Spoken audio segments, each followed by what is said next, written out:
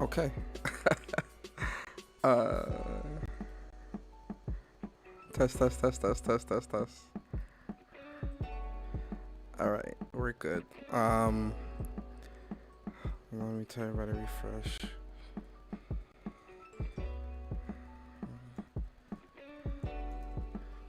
Okay. uh, everyone refresh. Everybody refresh. Refresh. We're back. We're back. Everybody refresh. Everybody refresh.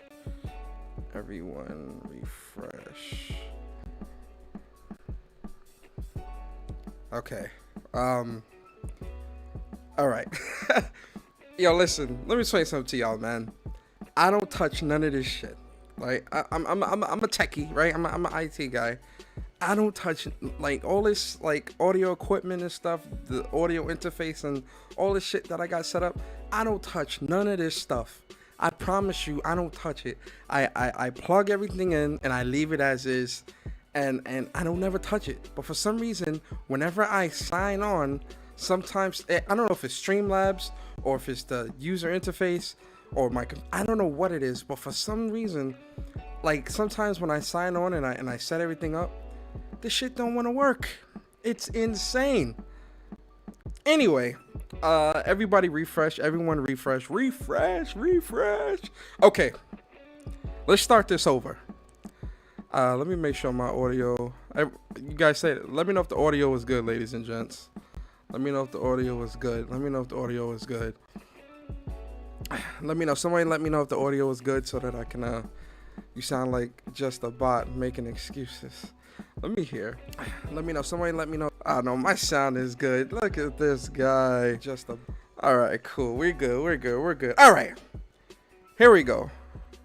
Why isn't it on instrument? No, it's supposed to be on air. That's probably why it was messing up too. It's supposed to be on air. Okay. Here we go. What is good, YouTube? What is good, PlayStation Nation? It is your boy Persona of Gaming with Persona, host of When Persona Speaks, host of When Persona Interviews, and one half of the host of What's Up PlayStation Podcast every Saturday morning at 11 a.m. And listen, man, we getting into, is everybody having an optic day? Are you having an optic day? I'm having an optic day. We're all having an optic day. Optic blast! Optic blast! Optic blast! Optic blast! Oh yes. Don't steal my word. Hey, yo, Sick Humor, thank you so much for becoming a member and joining the Warriors. Why didn't it play though? You see what I mean? I don't touch none of this shit. Hold on, nah, we're gonna let that one play out. Oh, here you go, there you go. Hey, y'all like that? Let me know if y'all like that. Yo, let me know. Yo, hold on. Yo, first off, shout out to my boy Sick. My boy Sick has joined the Warriors. We out here. Appreciate you, Sick. Always and forever.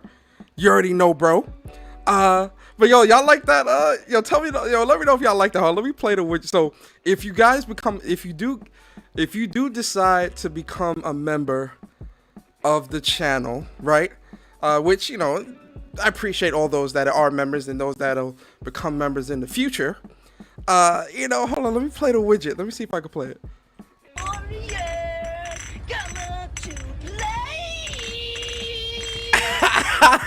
Yo, that shit is so fire. Yo, I love it. And I hope you guys love it too. Yo, but let me shout out everybody in the chat. My manners, because we are having a very optic. Yes, optic day. It's an optic day today. Ooh-wee. It's an optic day today, right? But let me shout out everybody in the chat real quick. Hold on. Yo, Iron Fist, what's good, bro? Logical Nonsense in the building. Who else is here? Aziza in the building. What's good, bro? Ice Queen Gaming in the building. The Floyd in the building. Shadow the Ghost in the building. Cyber Dragon in the building. Always appreciate you, bro. Michael Patterson in the building. True Virgil in the building. Thought you were a Spec Ops Persona. Hey, yo, chill, Virgil. Your boy ain't no Spec Ops. Your boy ain't no Spec Ops out here. Yo, Teal, what's good with you, bro? Ice Queen Gaming in the building. Appreciate you. Phillipson in the building. My man said that beatdown was just too funny to not watch again. And if those that don't know, I'm gonna talk about that in a second. Hold on. Let's go through the shout outs, right? Yo, Buck Rogers in the building, man. Appreciate you, bro. Who else is here? Who else? Games for Eternity in the building. I appreciate you, bro. Vid K in the building. Who else is here? Nisi did that, the producer. What's up? I've never seen you before, Nisi. Shout out to you. Welcome to Gaming with Persona. Appreciate you. You're new here. Everybody welcome Nisi did that, the producer. Appreciate you coming through, Nisi. Big shout out to you. Who else is here? Dribble in the building. Dribble, what's going on with you, bro? Chris Righteous in the building. The most righteous Rican that I know. Mr. Go Try Hard Guy Uchiha. That is one hell of a name. Shout out to you, Go Try Hard Guy. You part of the Uchiha clan. Yo, if I was, real talk, y'all ask y'all a question. If y'all could be any Naruto character, what character would you be? It's funny because I would be an Uchiha, but for me, Itachi, it's funny. Even way back in Naruto OG, Itachi has always been my favorite character in Naruto. Always, like top tier. Always my favorite character. So if I could be any character in Naruto, it most definitely would be Itachi. Now, if we was doing like a top 3, it would be Itachi, Lord Fourth, right? Yes, Fourth Hokage. We out here. So Itachi, Lord Fourth, or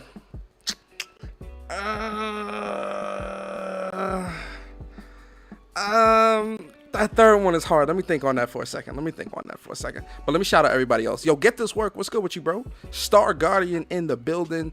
Yeah, that's everybody, man. Round of applause for the people in the chat. I said round of applause for the people in the chat. I appreciate you. Wait, what did Nisi say? Nisi said, I found you when you were Mohanda's friends. Oh, Mog. Oh, wait a second. I haven't heard Mog and Friends in a long time. Nisi says she found me back when I was doing Mog and Friends way back in the day. Oh, wow. Nisi, I appreciate you for sticking around, for staying subscribed. Shout out to you. Appreciate you, Nisi. Thank you so much. Yeah, Mog and Friends, that was way back in the day, man. With myself and Leash and Demi, man. That was a really good podcast too, man. I appreciate you for staying. I used to be Kiernice. Oh, okay. I remember you. All right, Nisi. I remember you now. Kiernice. I remember Kiernice. All right. Shout out to Kiernice. Staying subscribed to the channel. Big shout out to Kiernice. I remember Kiernice. I remember that. Who else is here, man? Yo, get on the sticks. What is good with you, man? What's good with you? Who else is here? Black Frost in the building. What's good with you, bro? Blandrew in the building. The only Nintendo guy that follows me and supports you, boy. I appreciate you, Blandrew. Always appreciate you, man. Yo, Fabian, what's good with you, man? Damien in the building. All right, so my 3 Naruto characters. All right, so it would be Itachi, Lord Fourth Hokage, and then the third one would be, I'm gonna have to say, not Orochimaru. I'm gonna say Gaara. Cause I'm not gonna lie to you. When I was young and I seen that Gaara versus Rock Lee fight, I was like, yo, this dude Gaara is fire. Yeah, Gaara. I'll be Gaara. Gaara or Rock Lee?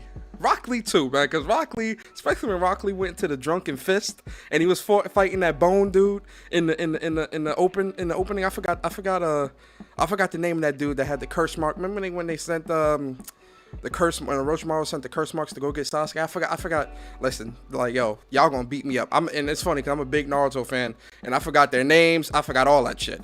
But the curse mark, the curse mark team, I forgot their name. Somebody in the chat correct me. But the curse mark team, when they went to go get Sasuke from the Hidden Leaf Village, and remember when Naruto was gonna fight the Bone dude that can make bones come out of his body, and Naruto, Rock Lee showed up and was like, no, you go, Naruto, I'm gonna fight him. And remember, not Rock Lee got drunk and he had that drunken form, but he was going, hey yo, hold on, yo, that joint was so fire, man. It's funny, that's one of my favorite fights out of all of Naruto, was actually that fight, because Rock Lee was like super drunk and he was just like, he was going in, boy. Yo, I love that fight.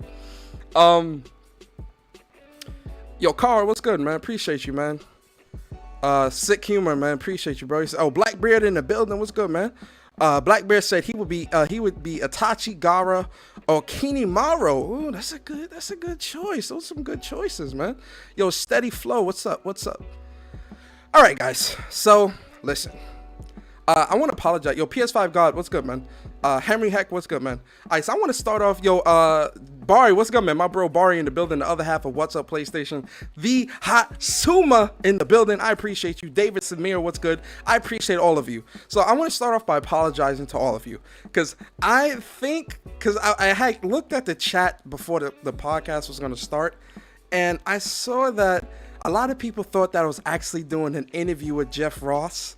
And I'm like, no, and I'm like, is my thumbnail misleading? Is the title misleading? Let me know in the chat if the thumbnail or the title was misleading, because that wasn't my intention. Yo, Rallo God, what's good, man?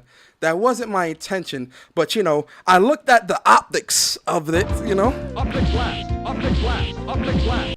I looked at the optics and I'm like, maybe maybe the thumbnail or the title of this podcast is misleading. Let me know in the chat. It's somewhat okay, I apologize. That wasn't my intent to mislead. Yo, Lay, what's good, man? It really was meant for because I was gonna talk about the Jeff Ross interview with David Jaffe. So I'm sorry if it was misleading. I'll change the thumbnail after the podcast is over. I'll change it to something else. I don't know, because I seen like people in the chat, oh my God, Persona, I'm so happy for you. You got Jeff Ross on for an interview. I can't wait. And I'm like, does somebody know something that I don't? Because I tried to get Jeff Ross for an interview, but he told me to ask him in a year. So I'm like, all right. But I tried. I was misled, but you know, I'm going to stick around. I'm sorry, everybody. I really, really did not mean to mislead anybody here. Sorry. I'm so sorry. Honestly, I'm so sorry. I'll change the thumbnail. Like I said, I'll change the thumbnail and the title of this video once this is over, because I don't want to mislead anybody. You guys know that's not my channel. That's not what I do. So I appreciate all of you. All right. So let's talk about what happened Saturday, right? Because this is something that I talked to you guys about before we get into the interview talk and all that stuff. I want to talk about something that happened Saturday, right? Listen, man. One thing that you all need to know about your boy Persona, right? Your boy Persona, when it comes to gaming and when it comes to, you know, the that type of stuff, I love to talk shit, especially when I'm proven right? And listen, I'm not right 100% of the time, but I'm right 99.99% of the time. You understand me? Round of applause. Oh yes, I'm right. You know, I might not be right 100% of the time, ladies and gentlemen, and that's okay. That's okay. Right? God didn't build me perfect. He built me 99.99% perfect. Can I get an amen? You understand? Because listen, right? Your uncle Persona, your big brother Persona, your best friend Persona, right? When I speak to you guys, right? I speak from the heart. Shout out to my boy Bari. And I know, I know, right? I'm a very good judge of character, ladies and gentlemen. I am a very good judge of character. And I knew... let me give a little backstory. So Friday, Bari had a Speak From the Heart, right? And Bari Speak From the Heart, we had somebody named Just the Guy, or excuse me, his new name is Just the Casual. I mean, come on. Just the Casual, he got onto the podcast, and he was talking a whole lot, you know, the way he was talking, and for those that were there, you know, especially when you were there Friday and you watched the Saturday 1st to 10, right? You guys know better than anybody that the shit that he was talking on Friday's podcast and what transpired on Saturday, Yeah. Your boy Persona is gonna talk shit, right? Your boy Persona is gonna speak from the heart. Your boy Persona is gonna let you know that you are a, say it with me, ladies and gentlemen in the chat, say it with me, a casual, capital C, casual, right? So listen, I let him know Friday, look, you talking some big boy stuff. You feel me? You talking about how you could beat any pro, and you the nicest in Mortal Kombat, but you only put 100 hours in the game. I'm creeping up on 50 hours in Outriders, and I've only been playing the game a week. 100 hours ain't shit, especially since you say this is your favorite game and you've been playing the game for 2+ years or since the game launched, right? You would think that someone would have more than 100 hours. Like for me, one of my favorite games of all time is Destiny. Destiny 1, I have about probably like close to 2,000 hours. Destiny 2, I've got about 1,500 hours, right? I love that game from the bottom of my heart. I love this game. I put time into this game. I read the patch notes. I follow the pros in these games. I watched all the videos, everything, right? So I'm putting time into this game. With Just a Casual, he said that he was the nicest in Mortal Kombat 11 and that no one could beat him. He was talking that hot shit, how he's not a casual gamer, despite him having only 100 hours in the game, despite him not having the fatality trophies and things like that. So you putting all this time into the game, but you ain't got no trophies to show for it. Right? So, this is where Just a Casual messed up.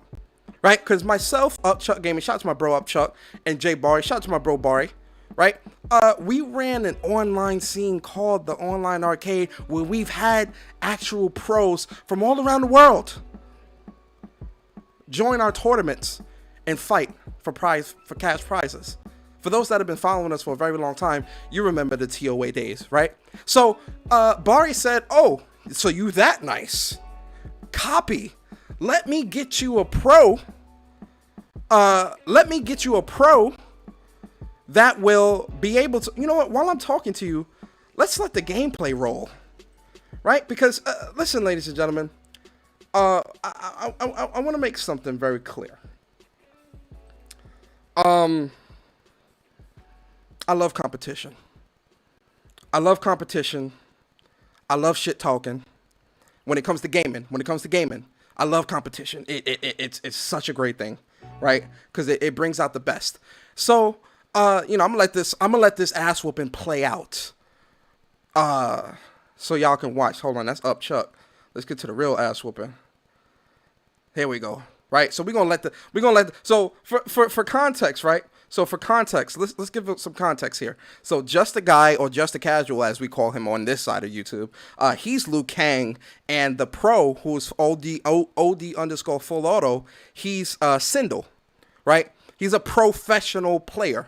Like he's a pro. He's one of the #1 Sindel players in the world. He's super high ranked when it comes to Mortal Kombat 11. He's a pro. He's played at tournaments. He's won tournaments. He's won money matches. This guy does not play around. He said on stream he put like almost 2,000 hours in MK11 since launch. This guy does not play around. Just a Casual, or Just a Guy, whatever you want to call him, he thought that he could one up him. Right? So I'm like, okay. Bari set that up. Bari set it up. He hit up one of the pros for Mortal Kombat. I was like, hey, yo, look, I got this guy. He think he the best, even though he only put 100 hours. Yo, man, you trying to come through, man? It's a prize pot of $200. Shout out to Sick, by the way. Sick put up donated some money for the prize pot. Prize pot was $200. Come on through. It's easy money. Full Auto was like, all right, sure. Quickest $200 I'll ever make. Right? Because remember, Just a Casual said he's the best. He said he's nice. He said nobody's touching his Liu Kang. So let's let this play out, right, while I talk, right? So first two matches, as you can see at the top, the first two matches, Just the Full Auto's already 2-0, right? So Full Auto's already got 2 matches over Just a Casual, right? And just look at the gameplay. Just look. Look, why would you kick right there? What are you doing? Do you understand the person that you're fighting? You understand you fight who you fighting? Look, why you why are you wasting meter fireballs like that? Look, no combos, ain't capitalizing, no pressure. No pressure. Look, why you letting him get back up? Look at that. No block strings. No setups. Wasting fireballs. He's getting washed. He's getting washed. Jumps too much. I mean, look. What are you throwing fireballs for? Look what he's doing. Jesus. Look. Oh my God. Look at that. Look at that. Throwing fireballs, getting scared. Scary. And this was the Saturday night. But, shout out to Just the Guy because he did show up. I got to give him props for that. He did show up. Shout out to Full Auto as well coming through, man. Easiest $200 he ever made. You feel me? Also, shout out to everybody that came through to that. Like I said, I love competition. But here's the thing that I want to talk about real quick with this, right? And why this is important and why I'm talking about this. Because people in this gamers, we have gotten too far behind on what's most important. Gaming. Right? But here's the thing.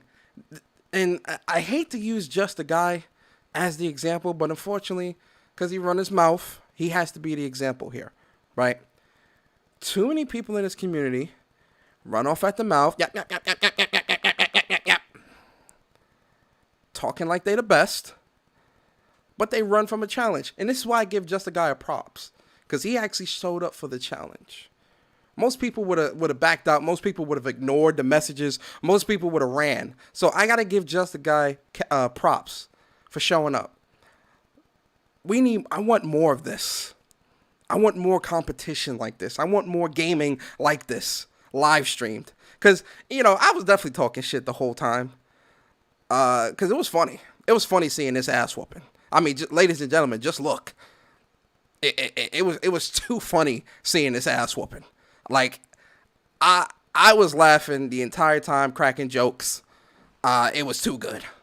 It was too good. Because it further proved my point that you are a casual. And the reason why he was being called a casual, because this is the problem. He was also trying to talk about, casuals don't play Souls games and all this other stuff. And I'm sitting there, I'm like, my mans, listen. We're talking about Mortal Kombat. You're casual at Mortal Kombat. Yeah, you play Souls games. You might be good at them. You beating them. Whatever. We're talking about Mortal Kombat. In Mortal Kombat, you're casual. You need to hit the lab. You suck. You suck. And listen, this is life, man. Like, this is how things are. You're supposed to, everyone doesn't take W's all the time. You have to be able to take a L and learn from your mistakes and be better. What did who was that, Batman or whoever? I forgot who said it, but Buddy said, "Don't be sorry, be better." Well, I'm telling you, Just a Guy, don't be sorry, be better. Pride is the fall of man. Shout out to my boy Barry. Pride is the fall of man. When the pro got into the chat room and was trying to explain to Just a Guy what he needs to improve on, his pride was getting the best of him. He wouldn't listen. He's talking about, I got those 3 matches on you. I'm still good. No, you're not. He let you in. No, I got the matches. No. No, not at all. So, listen, if you haven't watched this, very good, very entertaining. Let me see if I let y'all hear it. Unless you guess right. It's hard to guess, I bro. say get out that corner. Don't let her get you in that corner, my boy. Let y'all hear some of the commentary. So these are the things that I miss, man. Nice. These are the things that I miss. And it was Kratos. Shout out to, thank you. Yo, listen, I forgot. Listen, today, hold up. Man. Today is Monday. That was Kratos. Shout out to y'all. Yo, it's crazy. Nintendo, Vlandrew, the Nintendo guys corrected me. PlayStation Nation, don't beat me up. I forgot. I'm sorry. Listen, it's Monday. I had a fucked up day at work. Let that one slide, okay? PlayStation Nation, don't beat me up. All right, I forgot that Kratos was the one that said that. Don't beat me up, okay? Don't beat me up. But if you haven't already, definitely check this out. Great commentary. Like I said, I was cracking jokes the whole time. I highly recommend you guys check this out on Jay Barry's channel. This was a really, really good, competition. competitive match. Very entertaining, like I said. And if you guys need a good laugh, if you're having a down day or whatever, and you need something that's gonna have you laughing while you're playing the game or whatever, most definitely check out this first to 10 with Just a Guy versus Full Auto. Very, very entertaining. But all right, enough of that, right? Enough of that. Okay. Let's get into what we gonna talk about today. Because, listen, man, I didn't say anything, and I'm gonna say this too, because the Jeff Ross, it's funny because I reached out to Jeff Ross on Saturday, right? And for those that don't know who Jeff Ross is the former developer, game director at Sony Bend, right? And funny thing is, I didn't know that he was doing an interview with David Jaffe on Sunday. I had reached out to him on Saturday. I was like, hey, yo, Jeff Ross, I would love to have you on the show, for an interview and things like that. And that's when he told me that he said check back in a year. So I'm like, all right, a year, damn. But then he had reached out to me again, which I do appreciate him doing, because when the news came out that he was doing an interview with David Jaffe on Sunday, he reached back out to me and said that the David Jaffe interview was already pre-planned. And so, I was like, all right, I get it, so, I do appreciate him for reaching back out to me, right? All right, so let's talk about this, man. I really want to talk about this, right? So Sunday, the interview happened with David Jaffe and Jeff Ross. And if you haven't listened to it, it's 4 hours, but it really, especially if you like at work or whatever, it gets you through the day, right? That's what he said to me. I swear, like he had deleted that reply and replied the new reply to me. But initially he did say, reach back out to me in a year. I swear. Let me see if I can find a tweet real quick. That's exactly what he said. I think I showed it to Bari. I think I sent it to Bari. Let me see. Cause I was like, yo, was it Friday? It might have been Friday. Nah, I can't find it. Shit. I can't find it because he had deleted the tweet.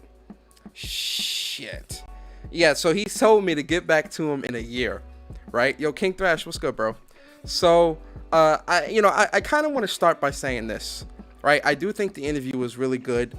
There was definitely some insight, but here's the thing, right? Because I did a podcast that Friday evening talking about the Jason Schreier piece.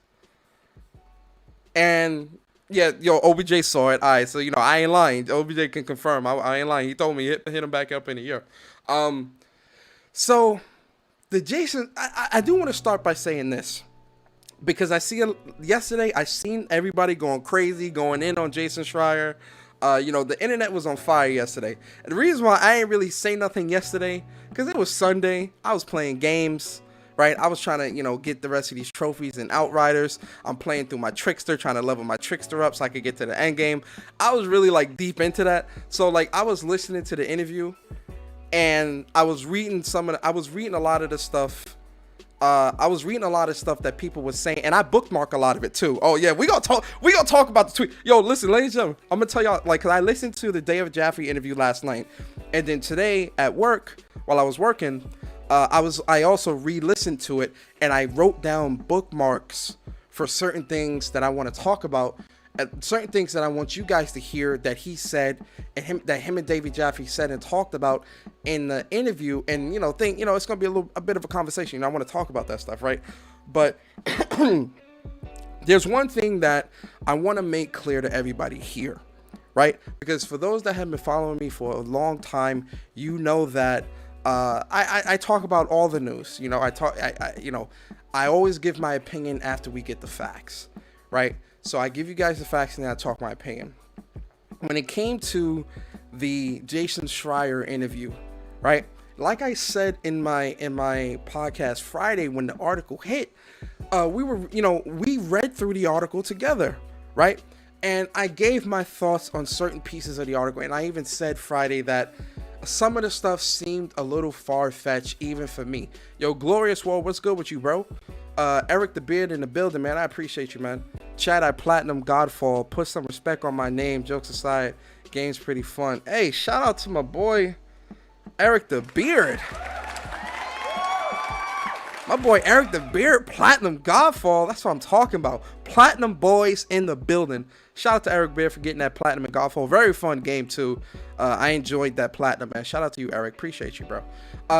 So, you know, on Friday's podcast, I read through the article. I gave my thoughts on things that was said in the article, right? And I said, you know, if, because, you know, we PlayStation's turning into what ifs. I hate it, but I said if some of this stuff was true, it's pretty messed up. But I also said that when we look at how PlayStation has been moving as of late, right?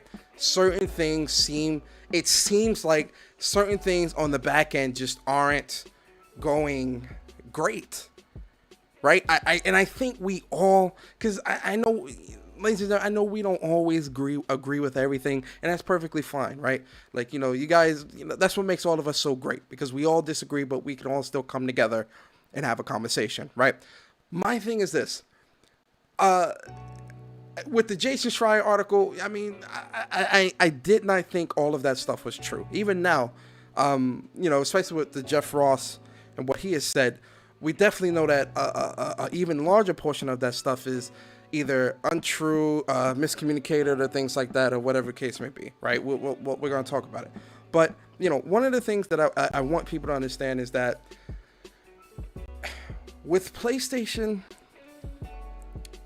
I'm vocal about the things that PlayStation and their fuck-ups and how they're messing up is because, like I've said time in and time out, I want PlayStation to I keep PlayStation's feet to the fire because I do not want them to falter, right? There's definitely certain things going on the back end with PlayStation that's a bit spooky. We all see it, right? You know, and I'm not just talking MLB game. I'm not talking about that, right? I'm speaking more I'm speaking more specifically to like the things with Japan studio closing down, Jeff Ross and Gavin leaving, right? You know, whatever the reasons are, you know, we won't know 100% the reasons, but you know, the fact that they've left two very talented people at Sony Ben, you know, and you know, Jason Schreier in his article and putting out that Naughty Dog was gonna be assimilated into I keep saying Naughty Dog, Jesus Christ. Sony Ben was gonna be assimilated into a Naughty Dog North, or that was the joke. You know, that might have been a joke that was circulating or something like that. A joke that might have been taken too seriously when the information was being divulged to Jason Schreier and things like that. You know, there's a lot of things going on. One of the things that Jeff Ross said, and I'll let him say it himself when we watch the bits and pieces, because I'm going to skip into bits and pieces of the Jaffe interview. One of the things that he said that I don't agree with is the fact that, you know, PlayStation doesn't respond to rumors because you can't win with fanboys, which that's a bit of a double-edged sword and a bit of a double-edged answer, right? Because a part of me agrees, right? You can't win with fanboys. You can't win with the radicals. You know, the radicals are going to think what they want. I mean, listen, we got people out here thinking Xbox is the best place to play games. I mean, clearly you can't win with a fanboy, despite PlayStation having more games, more content, you know, more replayability, all those different things, right? You can't win with the fanboys. I 100% agree with that. But I also think that with PlayStation has to do a better job at controlling their narrative. Now, we know that when PlayStation does come out, when PlayStation does talk about their games and what they have planned, they kind of come out and they kind of shut everybody up all at once, right? We do know that they do that because they've done that in the past. But when it comes to the unrest within the community, now, albeit some of the unrest is definitely fake outrage. I mean, let's be real here. A lot of it is fake outrage. A lot of it is just agenda-based, propaganda-based, things like that. People trying to push different agendas, and a lot of it is definitely dishonest and disingenuous, right? I think we all can agree with that, right? But and I'm really going to speak to my experience and how I'm viewing things when both speaking on PlayStation, the community, the responses, the information and things like that, and what we've been seeing. From my perspective as a longtime PlayStation fan, no fake outrage here, man. Like, we don't play that. From my experience and what I've seen, I feel that PlayStation needs to be a bit more vocal in either providing the right information to shut down the misinformation. And I'm not talking about, PlayStation coming out on Twitter and being like, hey, no, we're not, no, Sony Ben is not going to be making a Last of Us remake, or no, we didn't. I'm not talking about that. What I'm talking about is, the way you shut somebody up is, Sony Ben coming out and saying, hey guys, we can't wait to show you what we have working on, a brand new game that's or something, something small. It doesn't have to be something major, but something that's indirect, because it's still gaming first, right? So something that's indirect and it focuses on the gaming, but it also shuts down the rumors and the misinformation or potential misinformation that could be spread, right? Those are the things that I want PlayStation to go back to doing, because PlayStation, as of late, and it's really just it's really started to rear its ugly head last year, right? I'm be honest with you. And yes, the pandemic, like, I know we're gonna keep, people are gonna keep using that excuse. I get it, right? But it's like I said before, we can't, PlayStation Nation, we can't run to, it's because of the pandemic argument for PlayStation's inability to respond or to be forthcoming with specific information, right? We can't use the pandemic argument for that. But then when it comes to the games and launch exclusives and things like that, when it comes to that piece, and last year, we weren't trying to hear that when it came to Xbox. Like, it really, we can't play that type of game. You get what I'm saying? Because let's go back to prior to the launch of the next gen consoles. When we were looking at the launch lineups of games, we saw that PlayStation definitely had a much stronger lineup than Xbox, and the excuse that was coming from the execs from Xbox is, the pandemic, blah blah blah. Excuse me. This is what people were using in social media, is that, it's the pandemic, things or whatever. But we saw that PlayStation developers were able to deliver, so a lot of people weren't accepting the it's a pandemic argument there. So we can't use that argument there, but then accept it here. You get what I'm saying? No, it doesn't work like that, right? So yes, we're in a pandemic. Yes, things are still going on. But again, PlayStation has been able to produce more in more dire situations, again, last year. So when we look at them, as simple as just being a bit more forthcoming with information and things like that, whatever, that is something that personally I would want PlayStation to be a bit more proactive at doing. Now, I'm not saying, listen, I love Insomniac, and God bless Insomniac's hearts. God bless those developers, and God bless the interns or the community managers that were in fanboy tweets. Because, ladies and gentlemen, you remember 2018 when Insomniac were literally in fanboy tweets, misinformation tweets, people spreading lies, propaganda, and misinformation about puddles in Spider-Man, or lack thereof, right? James, I think his name is James Stevenson, I think his name is, and somebody in the chat's gonna correct me if I'm wrong. I think it was James Stevenson, but Insomniac and him, they were in, Brian Ithar, they were in fanboy tweets trying to provide let people know this is not correct information. This is not right. This is not right. We are telling you that this is what it is. This is the reason why it is. It's an artistic change. Nothing was scrapped from the game. Nothing was cut. This game is... They were in those tweets. And, again, God bless their heart, because I can tell you right now, I would never be good as a developer. right? And I'm not talking because of the work. I'm talking because of the interaction. Listen, PlayStation Nation, I love you. This game community is fucking crazy, right? If I was a developer, right, and some dude at me, oh, at Persona, let me put on the right voice. Hey, at Persona, is your game gonna be 60 frames per second? And I'm gonna reply, what kind of dumbass question is that? Yo, my mans, don't at me again. All right, I'm working on the game. You'll see when it's ready. Straight up. But see, I can't be a developer. I can't be a developer. I cannot be a developer. Are you stupid? Let me hit my mans with the Ayo. No. Why you at me? Why are you at me? Don't at me no stupid shit like that. Hey, at Persona. So, is there really hardware-based machine learning and VHS tapes in the PlayStation? Don't at me, stupid. Don't at me. You feel me? So, God bless Insomniac. God bless their hearts. Honestly, because I couldn't do it, right?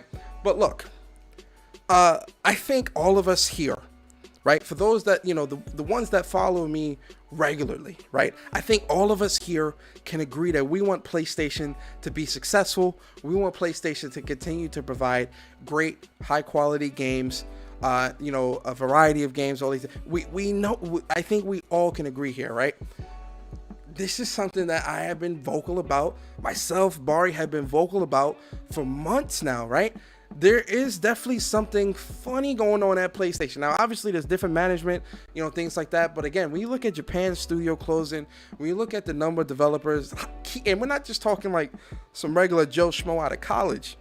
We're talking like, directors, leads, people that have been there for a very long time. Hold on, let me drink something. Excuse me. People that have been there for a very long time leaving, you have to look at that. You have to look at that. Yo, Saber Zero, when you coming through to the chat, man? Yo, Saber, you my boy. I want you to come through to the chat. I wanna have this conversation. Come to the Discord. Saber Zero, come to the Discord. Let's have a conversation. I've been asking you for 3 weeks now. Come to the Discord, Saber. Let's have that conversation. Civilly, of course. Civilly. Never. Oh, God. Right? Alright, so shout out to Saber Zero, by the way. Saber stalling, man. Saber won't come through. Yo, ladies and gentlemen, do y'all want Saber Zero to come to the chat? Yo, at Saber Zero and tell him, jump in the Discord with Persona and let's have a conversation. Everybody in the chat, I want you to at Saber Zero and say, at Saber Zero, when you coming to the chat, bruh? I'ma start it off. I'ma start it off. When you coming to the chat? When you coming to the chat, bruh? When you coming to the chat?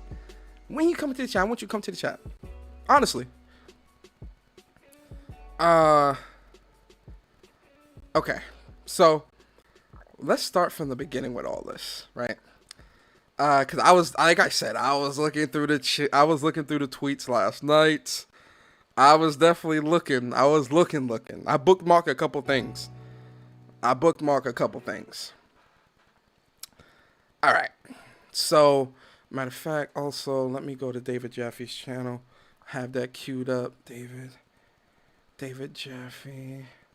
Let's have that queued up, cause I'm gonna play some of that too, right?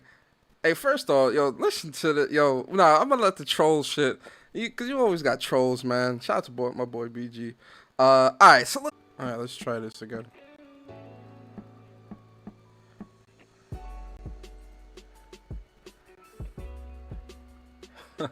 Yo, what the hell is going on?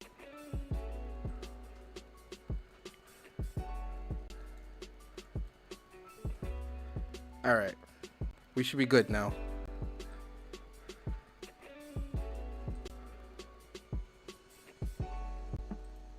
Okay.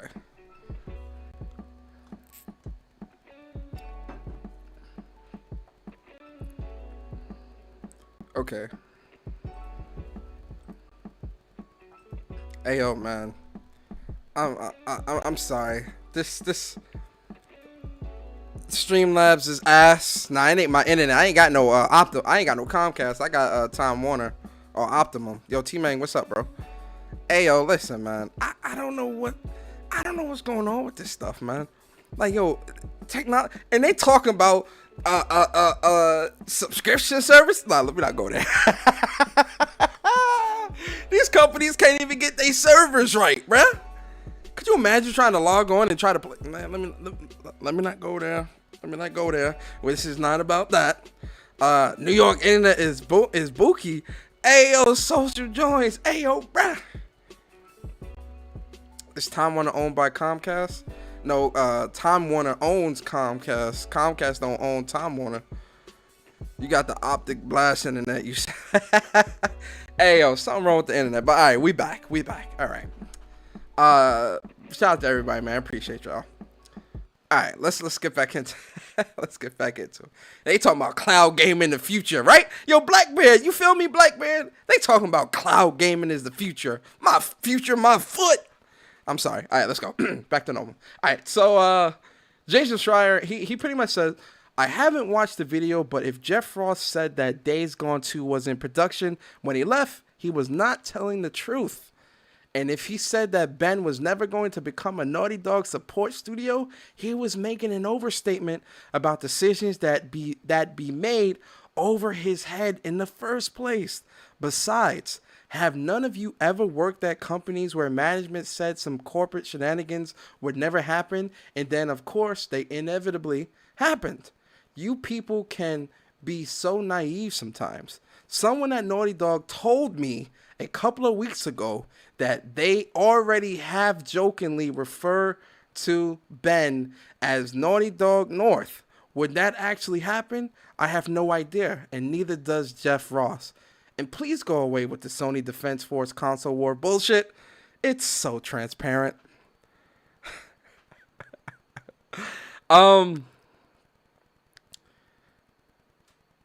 Yo, you know, I don't know what to think of this.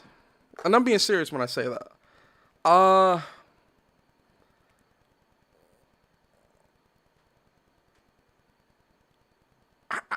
don't know, man. Like this kind of throws me off, right? Well, I want to ask the chat a question, right? While I talk, I want to ask the chat a question. Chat, here's my question: Who do you believe? Who do you believe? Do you believe Jason Schreier or Jeff Ross? Let me know in the chat. Let me know in the chat who you believe. Would you believe Jeff Ross or Jason Schreier? I really want you guys to let me know in the chat, right? Even the lurkers, if the lurkers could just type in the chat who you believe. Shout out to the lurkers, by the way. I always appreciate the lurkers that come through. I know they just typing in. I know they just listen and don't really type. But all right, so this is what Jason Schreier said. Now, I'm gonna be honest. Like I said, for something like this, man, like it seems like when I look at the tone of this response from Jason Schreier, I'm gonna be honest with you. The tone seems very angry, and I could be wrong, but I this is just how I'm looking at it. The tone of this response from Jason Schreier, it comes off as angry, right? Because, and I'm sure a lot of Sony zealots, have been definitely coming at him and calling him a liar and all those different things, right? But, the tone of this response seems kind of angry to the point where as if he was proven wrong and he can't handle it. Now, I'm going to be honest with you guys. I believe Jeff Ross too, right? You guys know how I feel about, journalists. And, although I do,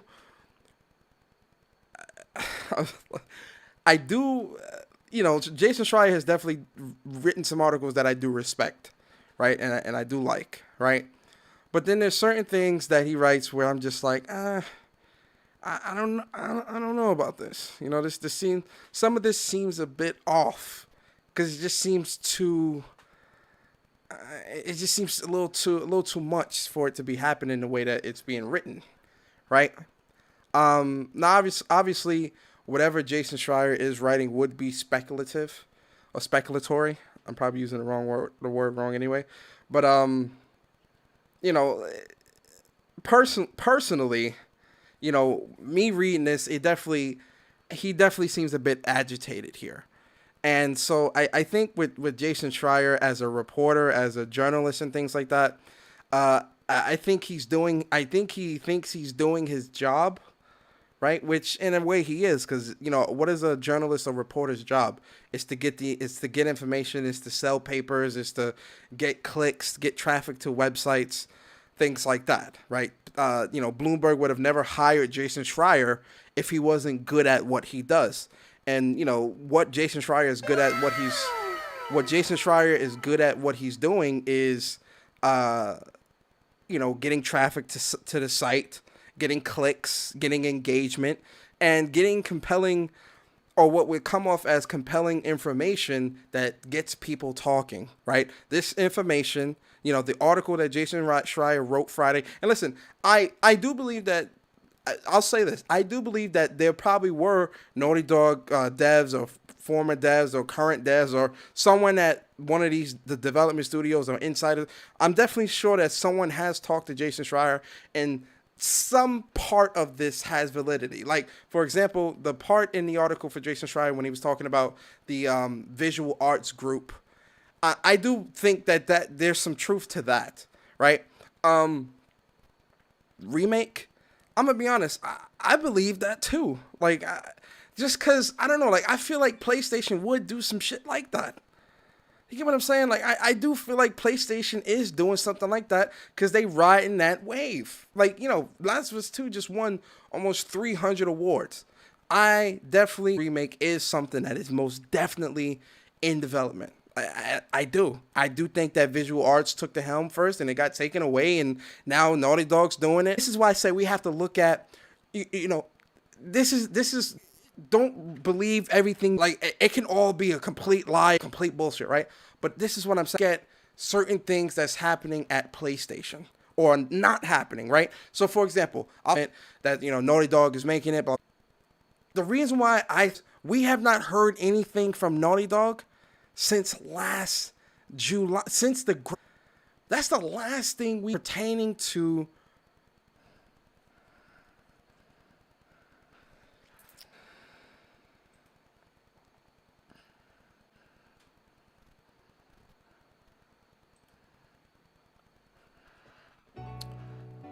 Hold up. Yo, why is this happening?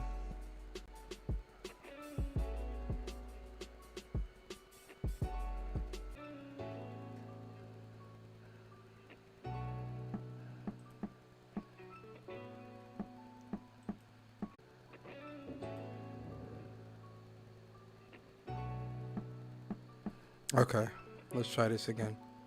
All right. Refresh.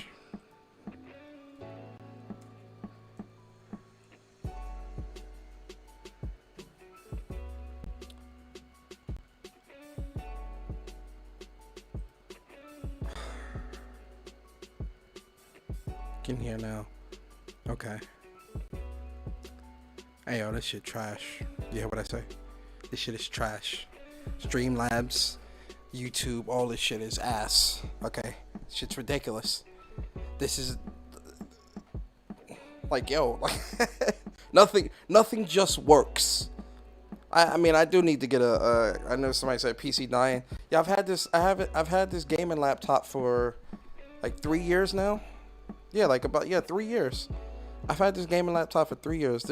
I don't really play games on it. I mainly use it for streaming and stuff like that. That's all I'm using this for. I shouldn't have these issues. It's Streamlabs and YouTube.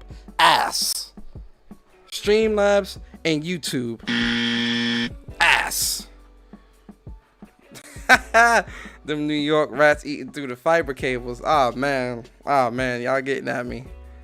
Y'all are getting at your boy. Yo, Michael, I'm gonna read your super chat while everybody comes back in here, man. Appreciate y'all, man.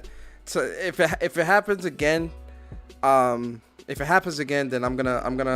I'll just do another stream tomorrow and figure out why this keeps happening, like reset my router modem and all that stuff. But let me read the super chat from Michael. Shout out to Michael, man, with the $5 super chat. He says, "There's two sides to every story. False narratives and fabrication happen on both sides, with each seeing different points as truth when it's not." Very well put, Michael. Very well put. Is this the place? Hey, yo, is that David Jaffe?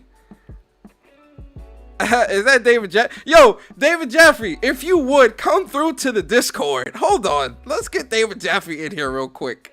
I would love to talk to David Jaffe. Let's make this into an interview. Let's make this into an impromptu interview. David Jaffe, would you bless the Discord and come through to the Discord, Mr. Jaffe? I would love for you to come through. What's up, Mr. Jaffe? David Jaffe, man, I appreciate you, man. I would love for you to come through to the Discord if you don't mind having a conversation, talking about this. Okay, I call in. I'm waiting for the pot delivery. Okay, I'll call in. Shoot me the link. Hey, we about to get Mr. Jaffe on the Discord. Hold on. Ooh wee. Join the conversation. We about to get David Jaffe through. The night that my internet wants to mess up.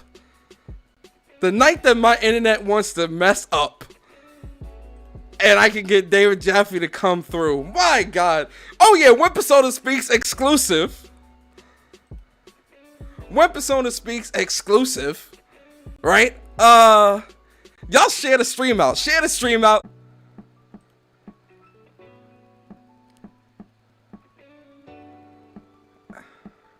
Okay. Alright, Jaffe's here with us. He had to go do something real quick.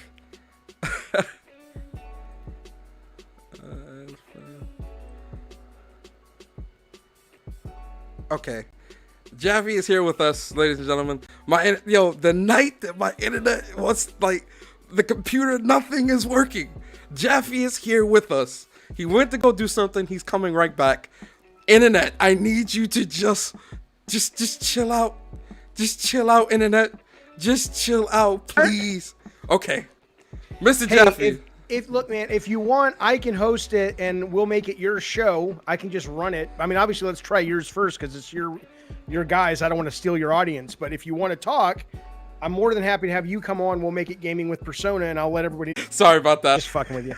Hey, Persona, you're buffing like crazy. I know, Jaffe man. That's a great idea. I'm trying to get this fixed, man. What did you say? Now I'm saying, Jaffe hosting it. That's a great idea right there. Yeah. If he has it set up already. Yeah. It'll take me 10 minutes tops, but okay. And again, I'll tweet it out and say, look, this is an episode of Persona Speaks, and it's a brand new show. If you haven't listened to it, I mean, you might, for all I know, you get 1 million views a day. I've never heard it before, and it's like, but I'm like, hey, I'm only hosting it. It's not about my show. Send all that over, but the super chats are going to come to me, which I don't want. I don't know how to. I mean, I'm happy to do it. Or you can do a Persona interview on your channel. A Persona Well, I don't have any questions prepared. Is what I'm saying. True. Yeah. All right, I get out of here, guys. So Jaffe, whatever I can. Again. Yeah, you too, man. Whatever I can do to help, I'm here. But if we're doing it on your show, should I tweet it out right now? Yes, I lowered the bit rate on Streamlabs.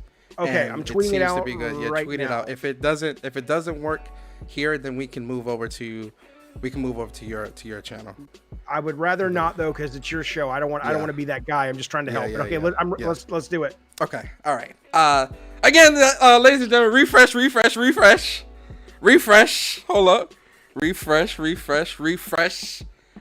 because we got a legend in the building.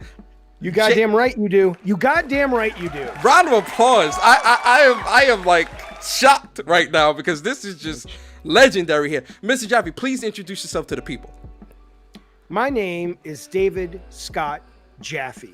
Tomorrow, I will be 50 goddamn years old. I have been making video. Well, you know, what are you going to do? It beats the alternative. I will have been making video games for about 24 years. And as the last couple years, I've been obsessed with streaming and making videos here on the YouTubes. And I worked on God of War 1, Twisted Metal, all the Twisted Metal series, God of War 1 and 2. The hugest game of 2017, Drawn to Death, that is still giving me fan mail every day. And then Calling All Cars and a couple other things. So I've been, all my stuff's with Sony, all my stuff's with PlayStation. That is who I am. I'm also dashingly handsome. And right now, I'm about as high as a goddamn kite. That's not true. I am waiting on pot to arrive. It is so nice to have it legal. It's legal in New York where you are now, right? Yes, but it won't. They won't ink the paper till next year. Let me just tell you something. Ordering pot, like ordering pizza, is a joy. Because it's just like, oh yeah, we're out of these little mint buzz helpers. Not a problem. You go to the internet, boom, there's a guy with the bag. You don't worry about him having a goddamn gun under his belt. And it's like, oh yeah, here's a tip, buddy. Yeah, and you got your stuff in pot. Anyway, It's good to see you. Thanks for having me. Yeah, man. Listen, this is a pleasure and an honor to have you here. Definitely threw me off guard. I'm sorry I'm having so many technical issues. This doesn't normally happen on the channel. You should have seen this interview I did yesterday. The guy I watched the whole thing. Yeah, I watched the whole thing. The guy, I had to literally translate the questions from callers to him because I couldn't fucking figure out how to get callers coming into Discord to him. So it's the internet. What do you do? Yeah. All right, so just to kind of catch you up to speed, I was definitely because I watched your whole interview from start to finish. I watched it live Sunday, and then I rewatched it while I was working today, because there was bullet points in certain sections that I wanted to talk about in terms of Jeff Ross and what he was saying, and kind of the conversation that circulated around his departure, around Days Gone 2 potentially happening, not happening, things like that. And really the elephant in the room, the Jason Schreier article that really brought up a lot of buzz within the gaming community, right? So I was looking at the response from Jason Schreier, and I guess where I want to start with asking you is, with the Jason Schreier article, what are your thoughts on that, both as a developer and as someone that's just a bystander in the community? Because the good thing about you is you've been on both sides of this, where right, the leaks and journalists writing things that may not be true about you and your development team or about a game or something like that. But then now as just a gamer in the community, really just chilling out now. What's your thoughts on that stuff? I mean, it's multifaceted. So I mean, there's I just like I've been on both sides of it.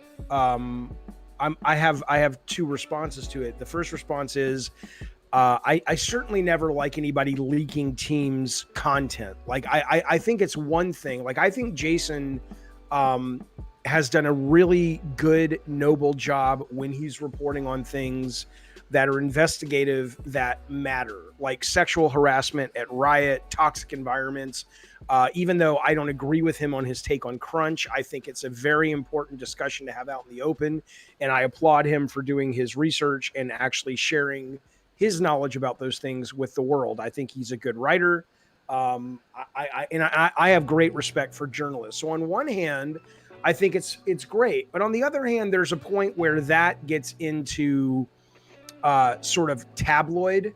And it really becomes a question of really what responsibility, I know the audience wants to know. I want to know too. I would love to hear all the sordid details of why Jim Ryan won the political fight at Sony and Sean Layden lost it. Yeah, what was that about? How long was that, in Jim Ryan's mind? Was he sabotaging Sean Layden from the beginning? I'd love all that, but it's really none of our business. Right. It really, and what goes beyond that, what's none of our business is the what the teams are working on. These teams, I mean, I've been on them. I've been the leader of a bunch of them. We bent over backwards to the point that I still am amazed that I get the press telling me they're upset that I lied to them about Twisted Metal 2012 when I said we weren't making it. I'm like, motherfucker, I don't owe you the truth because you don't owe me the respect of holding in this shit when you know about it. So I think that's a problem. I don't like that the bin guys have their agenda spoiled. I don't like the fact that whether or not you think Last of Us 1 remake is a good idea or a bad idea, it would be really nice to have the Naughty Dog guys or the bin guys or the VASG guys, whoever's kind of running it, step in and say, we know there's going to be a barrier, because just if you just hear about it, why would you be excited? But if you see it, and my understanding is the vertical slice they did for the Last of Us 1 remake was it put a lot of other vertical slices to shame. It was a really good proof of concept. Okay. And you know it is because it's still in production, right? Sony doesn't ship stuff that's crap. So for the most part, so the you know, that now what they have to overcome, which is easy to overcome, but they shouldn't have to put the work in, is they have to now climb the little bit of a mountain that's been formed of gamers don't want this, right? The team is now probably a little deflated. Oh, we're putting our effort into this. They don't want it. But if Neil Druckmann stands on a stage in X months and says, let me show you why we want this game. And suddenly you're like, oh, I get it. You know, but Schreier has ruined that opportunity. Now, it's not Schreier's opportunity to give Naughty Dog an opportunity, but at the same time, I do think there would be value. There's some line between good investigative reporting, and then you go a little further, and then it's like it's salacious, it's fun to know the skinny. I'm kind of on the fence on that one because I like consuming it too. And then on the far end, there's just the leaks that aren't important; they're just fun. But they hurt other people. And that one's the one that I struggle with. Like, here's what I can tell you. I know a number of projects in development at Sony. I know more about God of War Ragnarok than I would ever say until the game ships. But I'm not going to tell you that. Could I get, you know, a shit ton of clicks on my channel? You goddamn right I could. But I wouldn't do that to that team. Those guys are busting their asses. Those ladies are busting their asses to make something great. Why would who the fuck am I to steal that thunder? So I that's, you know, the only way I would leak God of War information is if I actually knew, you know, Yumi Yang goes in there every day and she forces the team to snort cocaine. And then they go out and they kill baby penguins. It's like, okay, that's important. We need to know that. Other than that, it's not my fucking business. So that's what I think. That's a long answer, but it's a complicated situation. You want these reporters, you want these entertainment reporters to excite us. And frankly, I'm sorry to dominate this conversation already, but part of it's also Sony's fault.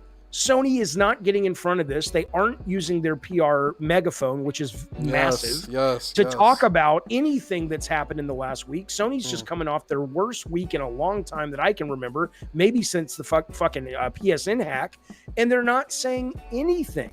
No, and I'm like, well, I you agree. know, yeah, No, I agree.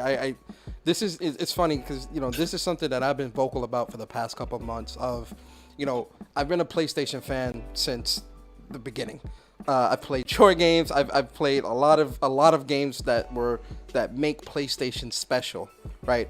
And being a fan for such a long time, I'm able to see. And again, I'm not an insider. I'm not in your realm. I'm not in any of that. But being a fan and seeing management shift the way it has, I noticed that, you know, the way PlayStation has been forthcoming with information, right? The type of information they put out, and, you know, something that Jeff Ross said on your interview when he said that, you know, PlayStation's not going to respond to the you know, like rumors and things like that, because you can't please the fanboys, you can't please everyone, right? And trying to respond to that crowd of people would be a waste of time, and most of the time PlayStation would respond on their own. That's something that's a bit of a double-edged sword. Yeah, I disagree and agree a little bit. Yeah, go ahead. Give us your thoughts. Well, no, I was just going to say, I understand his point, and I think there is a point where I think the saying is like, don't wrestle with a pig or something, because, you know, you're ultimately not going to convince the pig and you're just going to get muddy. There is a point where there are some fanboys out there that are never going to be happy, and they just want to engage with the Jim Ryans, the Neil Druckmanns, the Cory Barlogs of the world, and that's really what they're after, right? Those people are, it's like, fine, I'm thrilled you want that, but that's not in Sony's best interest. But if you're just talking about the fact that, so if Sony, in my opinion, is right now incapable of reading the tea leaves regarding their really shitty last couple of weeks and their inability to respond to fans, and they think that's the same thing as when some toxic YouTube channel is like, fuck Jim Ryan, I want, like, if Sony reached out and actually responded to the petition to remove Jim Ryan, that would be moronic. Yeah, that's a waste of time. Yeah, no, I agree. Well, it's also disrespectful. It's like, fuck you, motherfucker. We're running a fucking massive business here. Jim Ryan has made us a shit ton of money. If you actually have a reason to get rid of him, drop us some fucking news. But that ain't it. Just because you want to see, Tomba on the goddamn PS5, right? Yeah.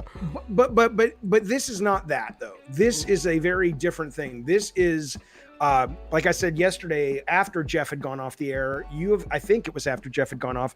You have got. Xbox has never been this scrappy and competitive. Nintendo is doing amazing work right now in terms of, owning parts of the market. Mobile and PC and Steam and Discord, that's where the younger generation is playing. Sony can't afford, in my opinion, right now to be that same company they were, which we're just going to take the high road. It's like, motherfucker, you can take the high road and not say anything. But in the meantime, everybody else out here who wants to be number one, they're talking and they're revealing, and that's a danger they're in. And it's funny because that's something that I was saying as well in terms of, the MLB situation. Right now, I'll be the first to tell you, I don't play baseball, right? So I'm not going to sit here and try to white knight about why it should remain exclusive, right? And you may disagree, and I hope you do, so that we can have a conversation. But my thing was with the MLB situation. It was more so in how Microsoft had caught PlayStation, in a bit of a shitty situation. Like they made PlayStation look really stupid, right? Because PlayStation is the developer of this game, and it's going into Game Pass, right? PlayStation is the developer of this game, and there's nothing really special for PlayStation fans. A baseball game that's been on the platform for 20 plus years, right? Okay. Yep. That's something where I felt PlayStation's lack of response is part of the problem here, right? And that's just one example of a couple. Well, but they eventually did respond, but so here's what's funny. They responded a couple of days later and said, hey, it wasn't us, it was the MLB. Yeah. Right? Yes. They played defense. The fact that they weren't able to recognize the fact that they weren't able to read the room enough to know that this was going to be a story that they would ultimately want to respond to is troubling. The fact that they didn't come out and respond in a different way and say, well, there's a guy in your chat right now, Guapzilla, saying there's nothing to respond to. They got paid. Yes, but that is there is a actual angle that you can respond that way. You can say, Guapzilla, my good friend, you can say that, hey, yeah, we know it's a shock to the system, but this MLB team has worked tirelessly for decades on this brilliant game, the best game that's ever been made about baseball. And there's a couple of reasons. Frankly, and just be honest, MLB is going to take it away from us if we don't put it on the other systems. And we don't want that because we know we can make the best game in the business. On top of it, we're going to make more resources because we do this. And guess what, guys? Guess what, PlayStation fans? Where are those resources going to go? Not to me buying a big new boat, says Jim Ryan. We're going to make more games with them. We're going to make more services with them. We're going to get you PSVR 2 with it. So I get that it's a shock to the system, but hang tight. We're doing some good shit here. Just fucking something. But the only thing they say is, oh yeah, that wasn't us. That was the MLB. And I'm like, really? That's your fucking response? I think the PR, listen, I'm not one of these fired Jim Ryan guys at all. I don't know him. I think right now, until he comes out with sort of what his PlayStation Studios 2.0 plan is, which people are suggesting is going to happen this summer, I'm willing to give the guy the benefit of the doubt, especially that he's doing so well, making people money and all that shit. I have hang on, let me finish. I'm sorry. I have mass affection for all the Sony production management. I think they're second to none, but their fucking PR, their PR, I said this yesterday, they are going off playbooks from 2012, 2013. The landscape has shifted, Sony PR, and y'all don't seem to realize it. That's all I'll say. Well, to kind of delve a bit deeper into that, you know, with you more specifically, seeing to kind of jump back to the article, you've kind of been on both sides, so you, like I said, you can kind of gauge. So the question I want to ask you is, you know, with projects that you have pitched, because, you know, for example, Drawn to Death, I played that at PlayStation Experience 2015. When there was the demo, one of the PSX, where you had your developers, like after we played the game, they would ask us what we liked, what we didn't like, things like that. And even when the game first came out, you know, myself and my boy Bari, we played that together quite a bit as well. You know, games like that, you wouldn't really, like certain companies, like if this was an EA or something like that, games like that wouldn't really get to us all the time. So, you know, seeing that something like that was able to get to us, something very unique, very quirky and things like that. In your experience, has PlayStation ever came at you once, like you pitched an idea and was like, nope, you know, or were they really free with letting you kind of have at it with what you wanted to make?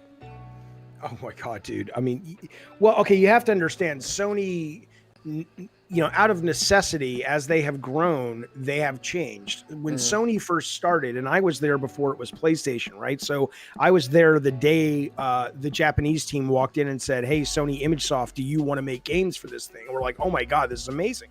So back then, it was almost probably, I imagine, like working for a company like Devolver or New Blood. It was like, you know, I pitched Twisted Metal on the back of a piece of paper, and I told the marketing guy it's cars with guns, and he's like, cool, go make that. That was it, right? It's but it was only $850,000. Games now are $200,000, right? Sorry, $200 million. Yeah, so it obviously has to change as the risk goes up.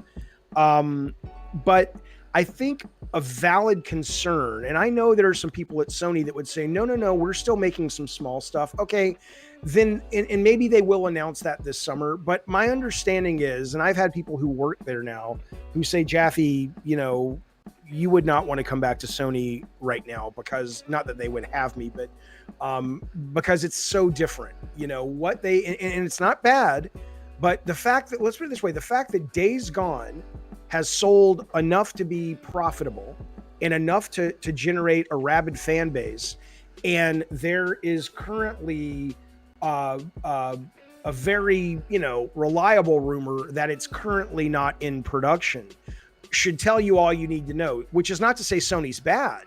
It's just that, just like you don't see Universal Studios making $50 million romantic comedies anymore that still do well, that doesn't mean Universal's a bad company or Marvel Cinematic Universe is a bad company. It's just the economic system has changed for those kinds of products.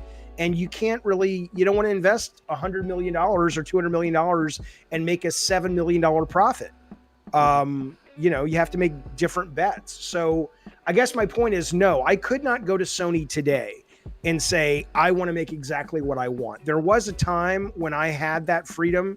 But these days, I don't think even Neil Druckmann or Cory Barlog, who are probably two of the most, you know, creative influentials at Sony, I don't think Connie Booth or Scott Rhodey, who are the key executives in America for PlayStation, could go and say, I want to make a game all about this dentist, see? And he goes crazy and he starts using dental equipment and it becomes a shooter. I don't fucking know. I'm making this shit up on the spot. But the point is, no, they don't have carte blanche because it's too expensive.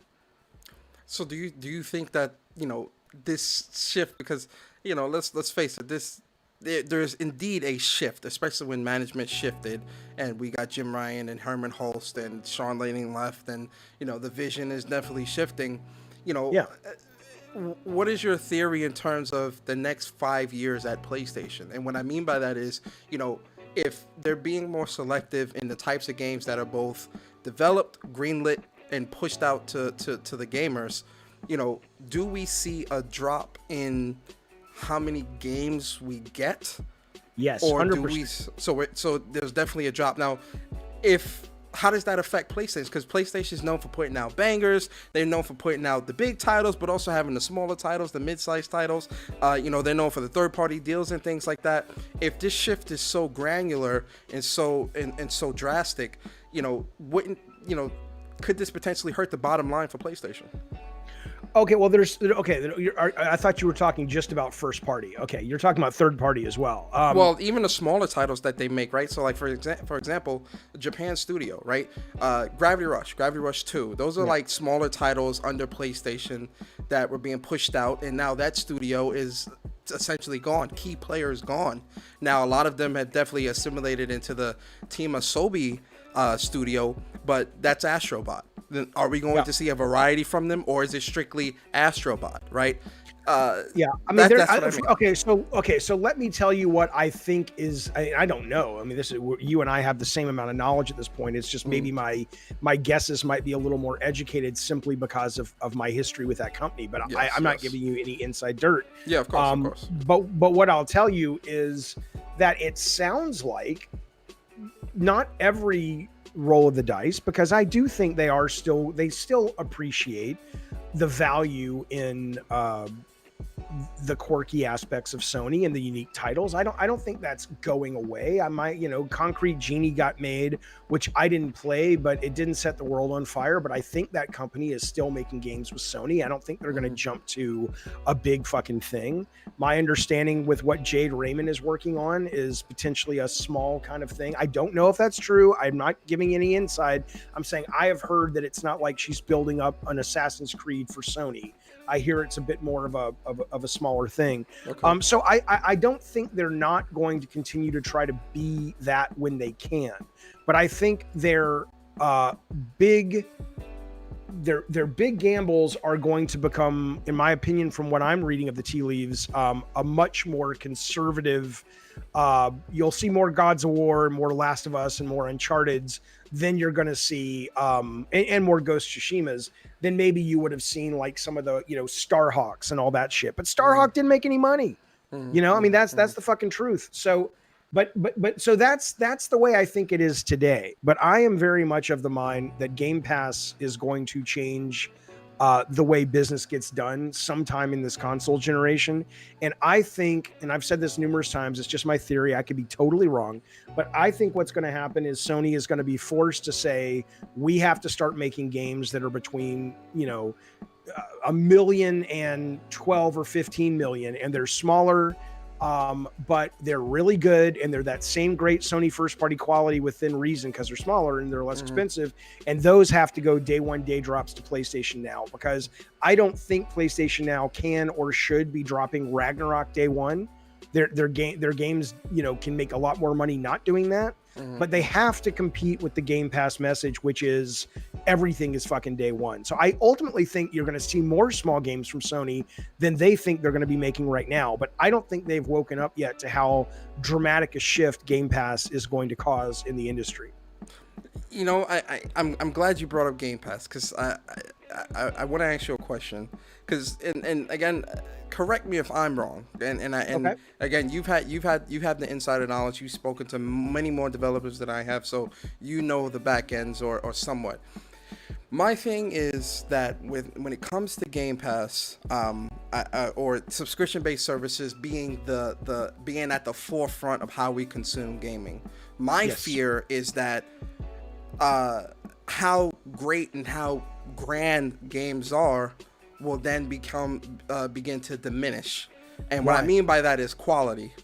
Why? The quality, because my reason is because yes, we know that, and I'll use Game Pass because it's just easier to dissect that. But with Game Pass, we know that Microsoft goes to a developer and says, "Hey, look, we want this game in Game Pass for X amount of dollars." They pay those dollars. We don't know what I don't know what that is. You may know, but they pay them that fee, and then it's in Game Pass for a small, however amount of time, and that's it. It's not 200 million, I wouldn't think, right? If a game costs 50 or 100 million to make, how much would Microsoft go to them for that game to be in Game Pass for it to be profitable? Well, again, you're talking about two different things. You're talking about a team that already has funding and they're making a game like Outriders, like Square, and Microsoft comes to them and says, we would like to help you either pay for your budget. I mean, it's really not Microsoft's business what they do with the money, but let's assume they're just saying, look, we want to make a deal with you. Here's X millions of dollars so we can have that for X months on Game Pass. That's a totally different aspect than if Microsoft goes to one of their newly acquired internal developers, or a developer comes to them that's second party and says, hey, we have this idea for this, and they say, perfect, not a problem, we want that on Game Pass, we've run the numbers, and for a game of that genre we think you can have this much to make it, can you do it? Yeah, we can do it. Okay, go. Right. So do I think that right now the budgets that these subscription services can spend for originals is not 200 million? I mean, ish. I think that's true. Certainly Sony thinks that's true. But at the same time, the rumor is Halo is going to be the most expensive game ever made. That's day one Game Pass. That's 500 million. We're talking about today. There was a story that John Voight Roberts, who did King Kong Skull Island, is now going to be doing a Gundam movie for Netflix, day one Netflix, live action Gundam movie. Well, I don't think they're thinking that they're looking at the business very different than the way maybe Jim Ryan has come up, in retail and selling units. They're looking at it and going, if we drop 500 million on Halo, and that's one of the anchor stores. It's like having an anchor store back at the mall, like a Macy's or a Nordstrom's, to bring everyone in to the smaller stores, right? I think they're thinking, yeah, you're going to need some of those big fucking ticket items, but that's what you have to do to bring in subscribers, and then the smaller stuff and the more innovative, interesting stuff keeps them there. So, I mean, let's put it this way: you guys complain who don't like Game Pass about, well, we're not going to get as many games. You're not getting as many games now.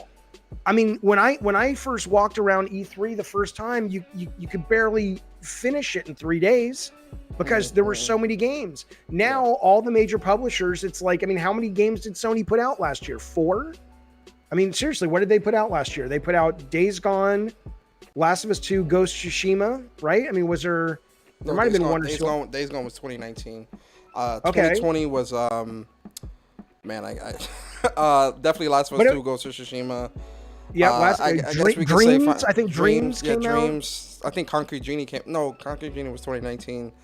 Right. So it's Final the point Fantasy is, it's not, even though it's third party, but Yeah, it's not a lot, is what I'm saying. It's not what it used to be.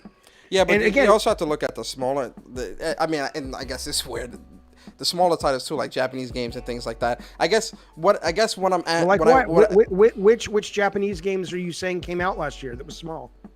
Because I can't think of any. Shit, you know what? I'm drawing a blank. Cause I'll be honest, I'm drawing a blank. Somebody in the chat help me out. Somebody in the chat's definitely gonna let me know. Bari, somebody in the chat's gonna let me know. I'm drawing a blank right now. But I guess the question that I'm getting at is, my worry is the sustainability. Okay. I don't really think that's your worry, by the way. Okay, explain. I think, because I think right now, every worry that gets brought up about something like Game Pass, which is either sustainability, or it's going to be a microtransaction junkyard, or the games aren't going to be very good. Well, okay. But when that happens, what do you think will happen? Gamers will walk away from it. But I have Game Pass. I have it on PC. I have it on my Series X. I have PS Now. I've had both of them for quite a long time, since I could have them. And I'm not seeing any of that come to pass. In fact, I'm seeing more spending on these services. I'm saying, look, you think Sony would have tried to get Avengers, even though it wasn't the PS5 version, if they didn't think, PS Plus is a subscription service. PS Now is as well. This is, you're seeing it in every other medium. You're starting to see it in games. I don't, when you say you're worried about sustainability, I'm like, well, if it stops being sustainable, what do you think will happen? Customers will move on, and game companies will have to pivot, right? Well, yes, no, but what I'm saying is So what? That's what happens all the time. the game, especially the games that, and I'm thinking of this more so in terms of, we're looking at Game Pass, but then again, we're also looking at PlayStation, PS Now, PS Plus, and things like that. And, we're seeing all these great games being put, we see a lot of cool games going to PS Plus. PlayStation's been killing it lately in terms of like the offerings each month, right? But when it comes to those big titles, right, that we all truly love, again, like the Last of Us 2s and the Ghost of Tsushimas and things like that, the Horizon Zero Dawns and things like that. I want those games to continue to come out, and I don't want those games to dwindle. My only worry, and again, I'm not in the no 100%, so I'm only speaking from a gamer. Nor am I. Yeah, I'm only speaking as a gamer. I've always been one to buy games and things like that, and most likely I will do that for the rest of my life, right? Honestly, but my worry is moving into a subscription style service, right? So I'll use Netflix for an example. Back in the 90s, back in the early 2000s, we used to get TV shows that a season would be 20 episodes, 25 episodes. Yeah, that's right. Being in a Netflix show, right? A Netflix show may come to Netflix and be 6 episodes, right? Yeah, Falcon and Winter Soldier. I was going to say Falcon, and I love it. I love it. I love Falcon and Winter Soldier, but it's 6 episodes, and that's considered a season, right?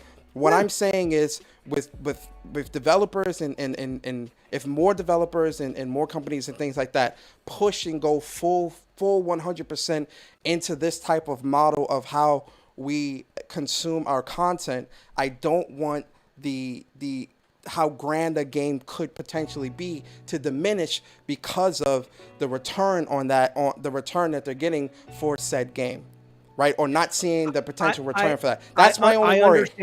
I understand, but are you able to separate the fact of are you able to identify the fact that a lot of these companies are gambling on the fact that your view is the minority view?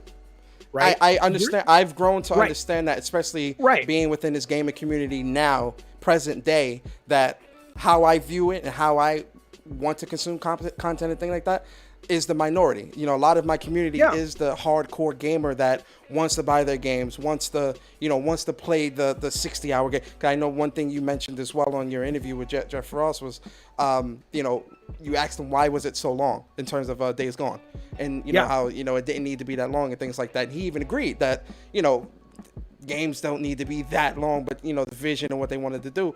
But I'm someone where I enjoy a 30-hour, 40-hour story or a JRPG that's 80 hours, 60 hours grinding and things like that. I have no issues with that, right? But and again, I don't think that you're going to lose any of that, but I absolutely think you are going to lose the frequency. In fact, you're already losing the frequency. The number of AAA big budget games that come out, you can track this shit, is already going down even without Game Pass and PS Now because they simply cost too much money. The same thing happened with movies. Back when movies were costing 8 to 20 million, you had a lot more movies in the marketplace, and now movies are like 180 to 280 million dollars. You don't see as much, at least if you're not talking Netflix. But the reason you see it on Netflix is because they're making these gambles that are a lot less risky.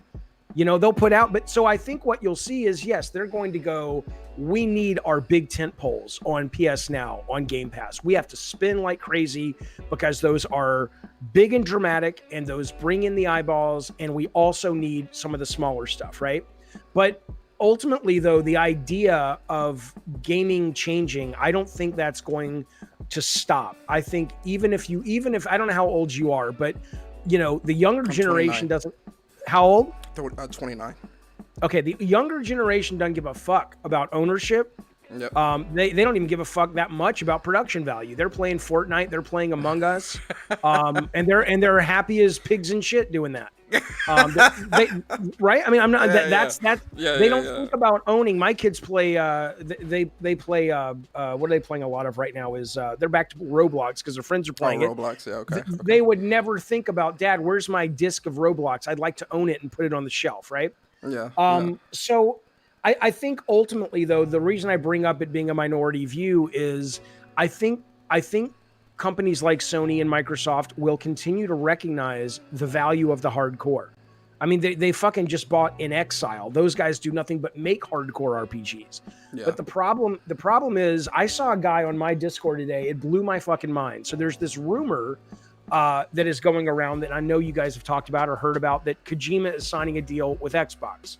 Yeah. Right? Yeah, Okay, yeah, so yeah. now, who the fuck knows? We know that there was a Stadia deal that was canceled. At least that was seemed relatively confirmed. And let's assume for the moment that this rumor is accurate. Well, this guy on my Discord is like, I wonder if I can find it, but he said something that I was just like, this is sort of the problem. He says, where is he? He's talking about, he's like, I don't want a Kojima game from Xbox if it's only like some $50 million indie thing. And I'm sitting there going, motherfucker, here it is. It says, where is it? I can't find it. But the point is though, is you've got one of the most creative minds in the business. And if Xbox, think about this, if Xbox goes to Kojima and says, go fucking wild, you are one of the most creative guys that has ever worked in this industry, here's $50 million. And you don't have gamers that call themselves hardcore gamers going, oh my God, what a fucking wet dream. Instead, they're like, it won't have the best ray tracing, and it won't have. You talk about the spec ops. That's what I call them. Spec ops. Yeah, I'm just saying. I'm like, I think maybe we need two ways to define hardcore gamer. There's people that love video games, and there's people that love the production porn. And nothing's wrong with the production porn, but in every other industry, the production porn ends up going to the mainstream. The big movies that get $200 million budgets are not the art house films like Nomadland up for Oscars. The people who are, those movies are made for people that love the form, and they don't care about, oh my God, it's bleeding edge technology. So I think that's where video games, there's this growing pains thing where you're seeing what happens in any medium. The more expensive it gets, the more expensive titles, whether it's a record that gets a lot of money to make or a movie or a TV show, those end up going to the mainstream. And the more hardcore aficionado products end up being less expensive because the people who love those products don't require that much mommy coddling. But in games so far, we're not seeing that. Yeah. Speaking of gaming and games, one of the things that you spoke about in your interview with Jeff Ross was you asked him a question about reviewers completing games, which is a big thing on this side of YouTube, on my, especially on my channel, where I feel it's really important for a reviewer to complete a game before reviewing, like start to finish, right? So I wanted to ask you your thoughts on that and kind of get your thoughts on the power of Metacritic, right? Because we know that, with Days Gone, you spoke to Jeff about, Days Gone's Metacritic and its reception when it came to the public and more so reviewers. So kind of talk to me. Hang on 1 sec. I got to get this call. Okay. I'll be back in 2 seconds. I want to answer that question. Okay, sure. Shout out to everybody in the chat, man. Appreciate you guys. I'm glad that the internet is holding out. I probably spoke too soon now, so I was gonna mess up. Really appreciate you guys so much, man. I hope you guys are enjoying this. And listen, man, I'm just as surprised as y'all. Right? I'm a little giddy. I ain't gonna lie. This is an on the spot interview. Goddamn right. Listen to me for a brief moment, sir, if you don't mind. Sure. Days Gone 2. There is a petition. Have you seen this? Get Sony PlayStation to approve Days Gone 2. The news broke, whether it was Jeff Ross's interview yesterday or Jason Schreier's article Friday. We're basically, let's just say within a day, this thing just launched. It's already up at about 9,000 signatures and they need 10,000. I mean, it's not going to make a difference, but yeah, the point is that game has a lot of love and it has fans though. Like I played through Days Gone. I platinumed it. I love that game. Like it's a very, very great game. Right now, I'll be the first to tell you. I played it on PlayStation 4 when it first came out. I'll be the first to tell you, there definitely were some bugs and some hitches. There There definitely still were. are. There still are. I played it on PS5, and literally, when the gas can leaks on his bike, it doesn't come out as water. It comes out as these big strips of black textures that don't have the alpha out. I mean, it's crazy, but it's still a great game. Yeah, but yes, it's a great game. I love the game. I love the story with Deacon and Sarah and Boozer, and it's just a great game, right? So it sucks that we potentially won't. Shout out to Upchuck for the super chat. Thank you so much, man. It sucks that we won't potentially see a second game. And again, back to the question of public perception when it came to Metacritic and the power of Metacritic.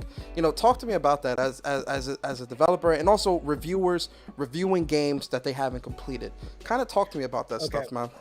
All right. Well, first off, I love that you have a guy in your chat named Dribble Piss. That makes me happy. Shout out to my boy Dribble Piss, man. Shout out to Dribble Piss. Yeah, Goodness. that's my boy, man.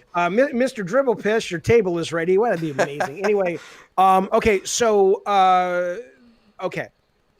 let's talk first about the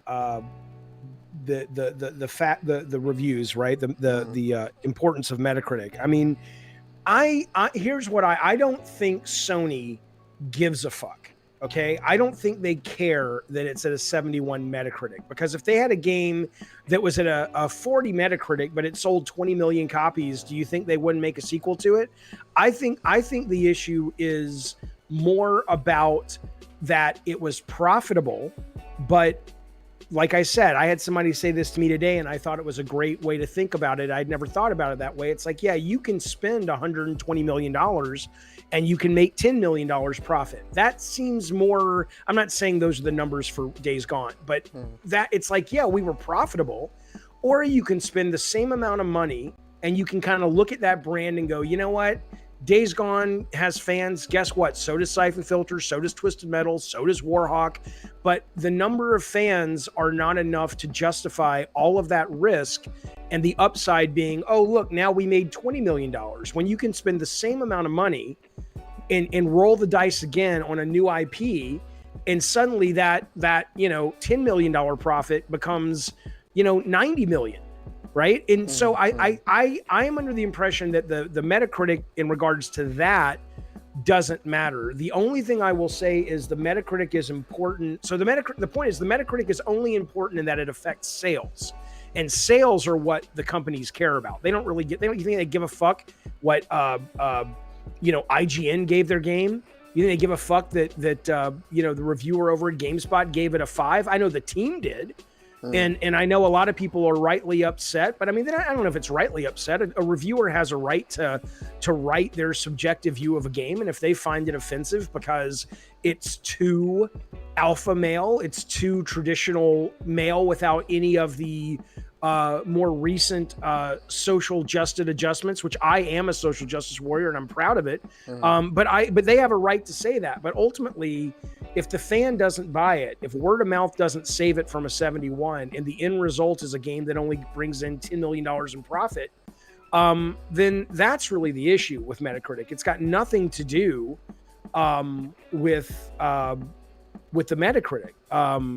I will tell you, though, that I was talking to Jeff yesterday, and I think that's another reason that it's just like hardcore gamers, y'all need to be marching with us subscription service people, because that's another reason that you want subscription services. Now, the number of people who are playing Days Gone, because you're not risking 60, 40, 8, $20.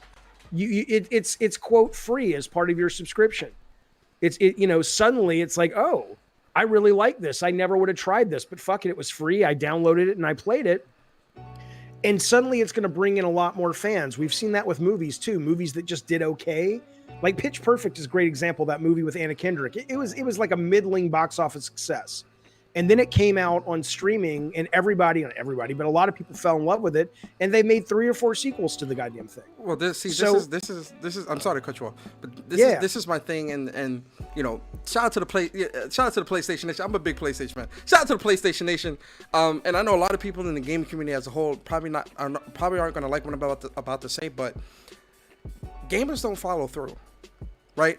No, they don't. It's a double-edged sword here, right? With that, because on one side, you know, I want Days Gone 2. You know, I think it's a great game and things like that. But it's just like with the Snyder Cut, right?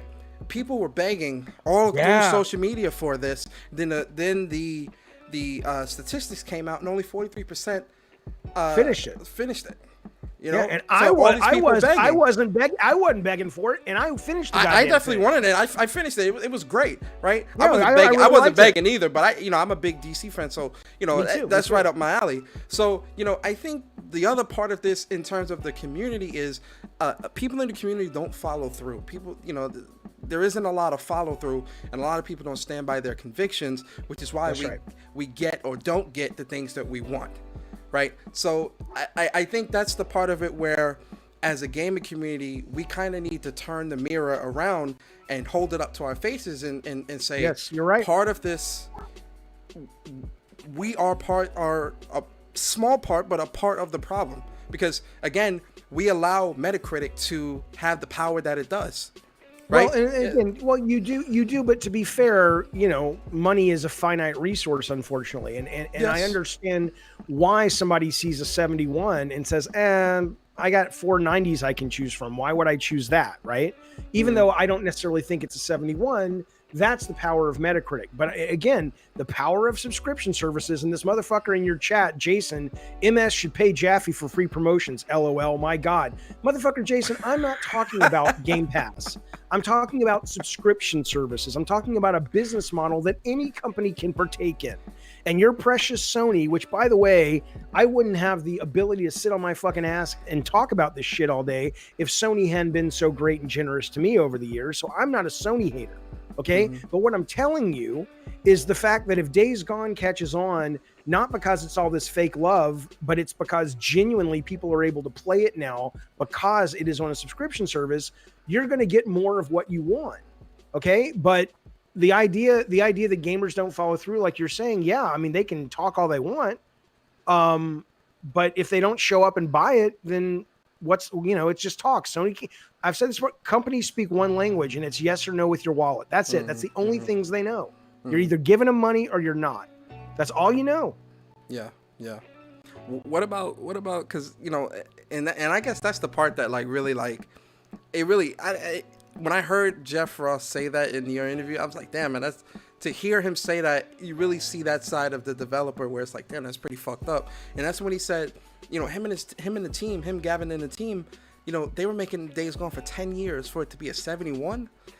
That's pretty, that's the side of it that's really fucked up. Because I'm just like, yo, you're putting your heart and soul into this, right? You're putting but that's the bit. I mean, yeah, that's I the business. Yeah, that's the business. That's but how it's it just goes. like, it's so. It's, And let me tell you something. Cruel. Sure. Well, God, I don't have a company anymore. You know, my last game got a 56 Metacritic. And trust me, people are still cruel about it. And I'm like, motherfucker, I don't want to make games right now. I'm having a great time doing what I'm doing, but people still give me shit. I'm like, okay, let me get this straight. I was the co-creator of Twisted Metal. I was the main creator at a design, writing, and IP creation of God of War. One of the greatest games that hit PlayStation. You know, I was in it. Yeah, I was the co-creator of a cult hit amongst people who played it, which was Calling All Cars. Mm-hmm. And most of those have sold well over 1 million copies. Okay. Yeah. I made a shit ton of money for the company. I made a little bit of nice money for me. I made one failure, motherfucker. And that's what you're going to come at me at? I'm like, I don't have a problem with that, but send me your resume. Let me see who I'm talking to. Is this Tom Cruise? And they don't say shit because you ain't done shit. You ain't done shit, motherfucker. So don't fuck with me. But anyway, the point being, though, is, you spend a lot of time. You spend a lot of time on this stuff. And here's what I was going to say is I am playing Days Gone for the first time along with Last of Us 2 for the first time. Okay. And I didn't like Last of Us 1, but I am loving Last of Us 2. Okay. And I absolutely am really enjoying Days Gone, but because I'm playing them both at the same time, when I switch between the two, it really is night and day. Like the fact of the matter is, if you're going to say Last of Us 2 at a execution level is just one of the best, and I think that's fair, at least for that genre of game. Mm-hmm. It would be disingenuous to suggest that Days Gone can stand shoulder to shoulder, and I don't think Jeff Ross would assume it can either. And so in that, you could spend 10, 20 years or 5 minutes on it, but ultimately it's not the gamer's job to care how long these guys spend on their game. Their job is to fork over the money and play it and be entertained. And ultimately, I think Days Gone is great, but it's not sublime. And Last of Us 2 is sublime. And I think that's where Sony's going. We would rather roll the dice again, and maybe we're rolling it again with Ben. That seems kind of a point in contention right now. It sounds like Ben's going to get that opportunity, but nobody really knows the truth, at least that we're doing this shit. Yeah. And they're saying, hey, if we're going to give you guys another shot, let's try something different. Let's try something now that you've had this experience on Days Gone. Let's see if we can hit the market even bigger next time. I mean, that's business. Yeah. Let me get this super chat real quick.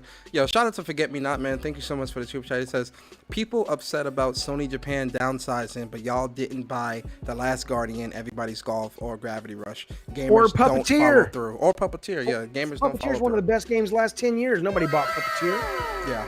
And then shout out to Michael Patterson, man, super chat. He says, unfortunately, what you have done for me lately seems to be the route people go through now due to the on-demand audience that's been bred recently. I'll be right back. All right, cool.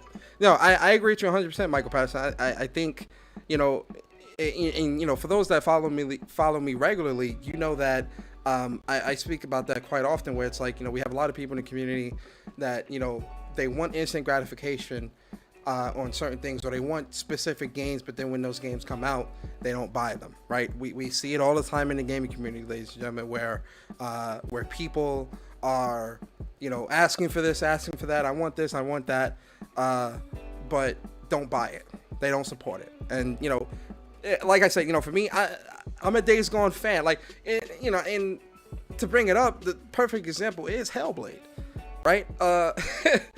Hellblade, people were shitting on that game. It was a walking simulator. It's not that great. It's when it was on PlayStation, it wasn't fun. But then when it went other places, people got it, or people were excited for it and didn't buy it.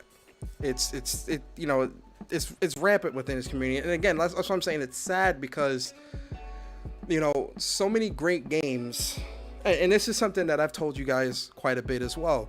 There are certain games that I took a chance on.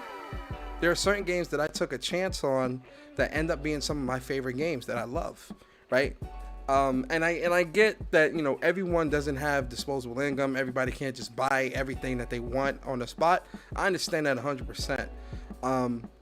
But I do think sometimes getting out your comfort zone with a game or two really can help you with broaden your horizons when it comes to gaming, if that's something that you want to do. Some people don't want to do it. Some people just want to play the same thing over and over, and that's their prerogative. Cool. But if you're one of those people, there really isn't a lot of room for you to complain when things don't go the way you want them to, because you're not really supporting. You get what I'm saying, guys? And that's the side of it where I'm just like, when it comes to the gamer, the gamer at to a degree is partial to blame for a lot of the craziness, man. Because, not following through, not standing by your convictions. It's a laundry list of things. Shout out to my boy Star Guardian 88 in the building. He's saying, the saying goes, people don't appreciate something until it's gone. Ooh wee. Shout out to Star Guardian with the knowledge, right? Shout out to you, man. Yeah, I got to hit the nostalgia real quick for that one. That was too good. The knowledge, the nostalgia. I'm feeling real nostalgic today. I'm feeling really nostalgic today. I got a legend chilling with me, having good conversations about gaming. And listen, man, I'm feeling good. So I had to hit the PS1 sound real quick. I had to hit the PS. One more time, guys, for the PS1 sound. One more time. Yeah. One more time. Just cause, right? Just cause. One more time. Cause it's nostalgia day. It's one day. I'm feeling good. I got a legend with me.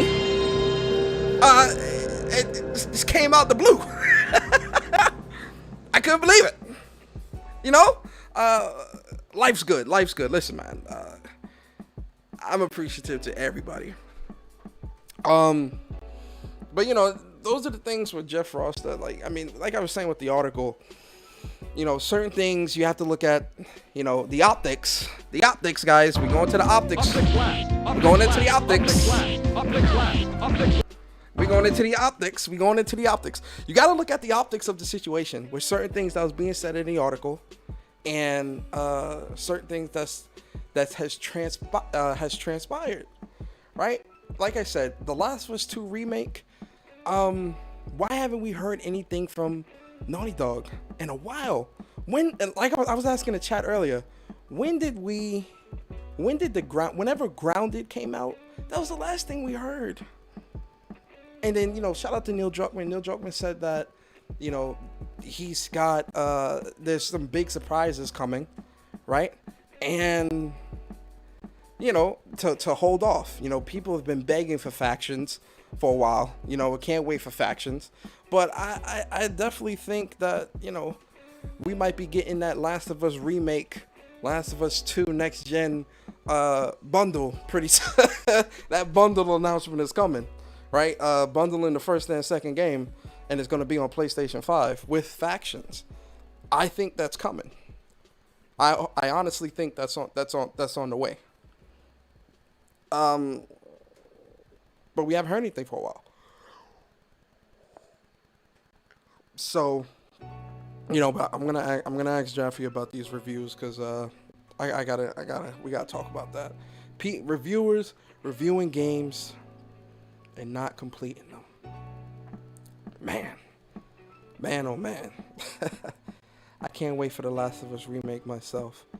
I would be a liar if I said that I wasn't. If The Last of Us remake came out, I wouldn't buy it. I'd be a liar to say if I said that I wouldn't buy it. Of course I'd buy it. Magnificent Black said, Persona, can we get an optic blast? Oh yes, we can. Optic blast. Optic blast. Optic blast. Optic blast. Optic blast. Optic. Optic blast. Optic blast. We out here. But just because, you know, that's the thing though. If they were to say, oh yeah, you know, we're not making Last of Us remake, I also wouldn't feel any type of way about it. Like, I'd be like, all right, cool. Like, I'm not clamoring. And I love Last of Us as much as the next person. I love the Last of Us series as much as the next person. I'm not clamoring for for Last of Us remake. Like, I'm really not, honestly. But you know, they throw it out there, I'll buy it. I'll buy it. I'm not buying that shit, and I bet it ends up like Twin Snakes. It might. Optic blast on Storm. Sheesh. Oh God. But yeah, you know, so those are some of the things. You know, like one of the other things that also kind of stood out to me with the Jeff Ross interview was the the troll. Yo, let me tell you something, man. Trolls. Trolling is such a like, these types of trolls just kill me, man. I was listening and I heard the trolls. I'm like, yo, you guys are disgusting, man.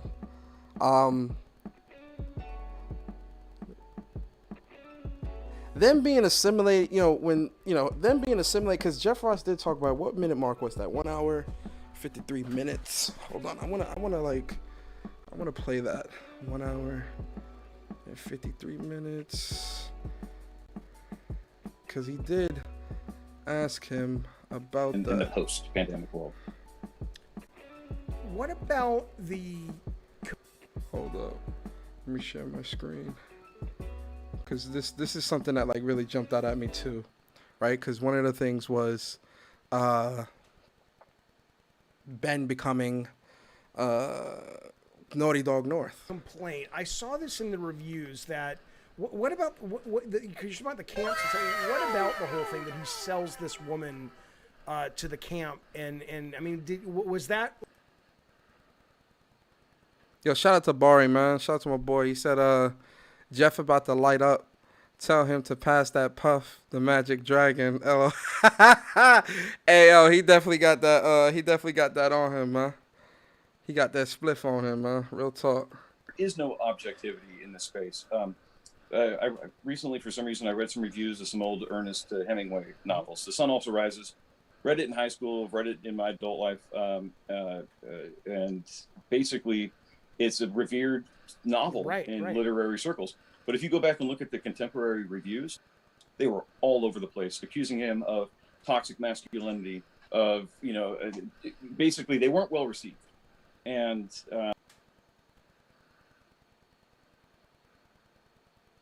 why the hell is it doing that? some people loved him, but most didn't. But over the course of time, the lens changed. So it's a long way of saying reviews are highly subjective opinions that speak to the person reviewing the game and the nature of the game and the time it's reviewed.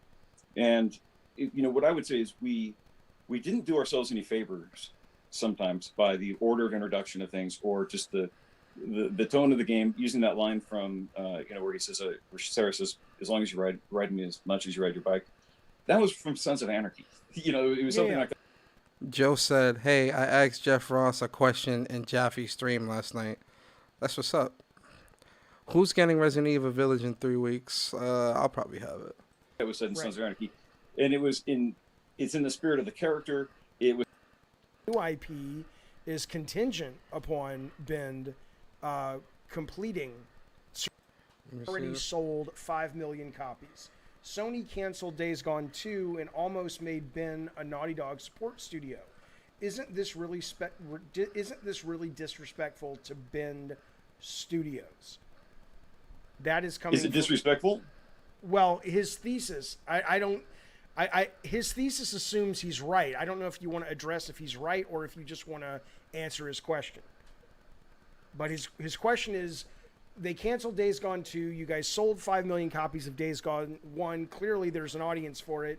And they were going to turn you guys into a Naughty Dog support studio, which, depending on which rumor you go with, is actually what's happening. I have heard that Days Gone 2 is not in production. I have heard the new IP is contingent upon Bend completing. That's real talk. That's crazy, man. Like, I don't know, like, just hearing that, like, reading Jason Schreier's article and, like, seeing that PlayStation wouldn't give Ben the chance to create Days Gone 2. Like, I understand, like, the thinking behind it, I guess, but I don't know, like, that just seems so not PlayStation to me, for them to not give Ben the ability to, or the chance to make the second game.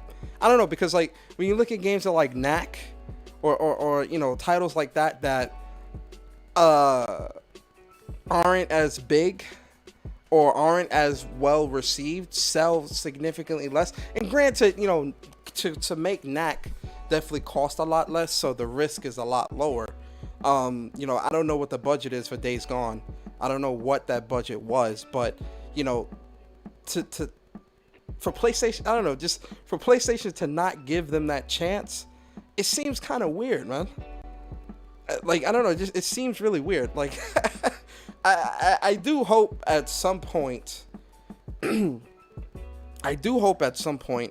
PlayStation does give them the green light to make a Days Gone 2. Because I gotta be honest with you, I need to know what happens. I need to know where the hell Sarah and Deacon are gonna end up.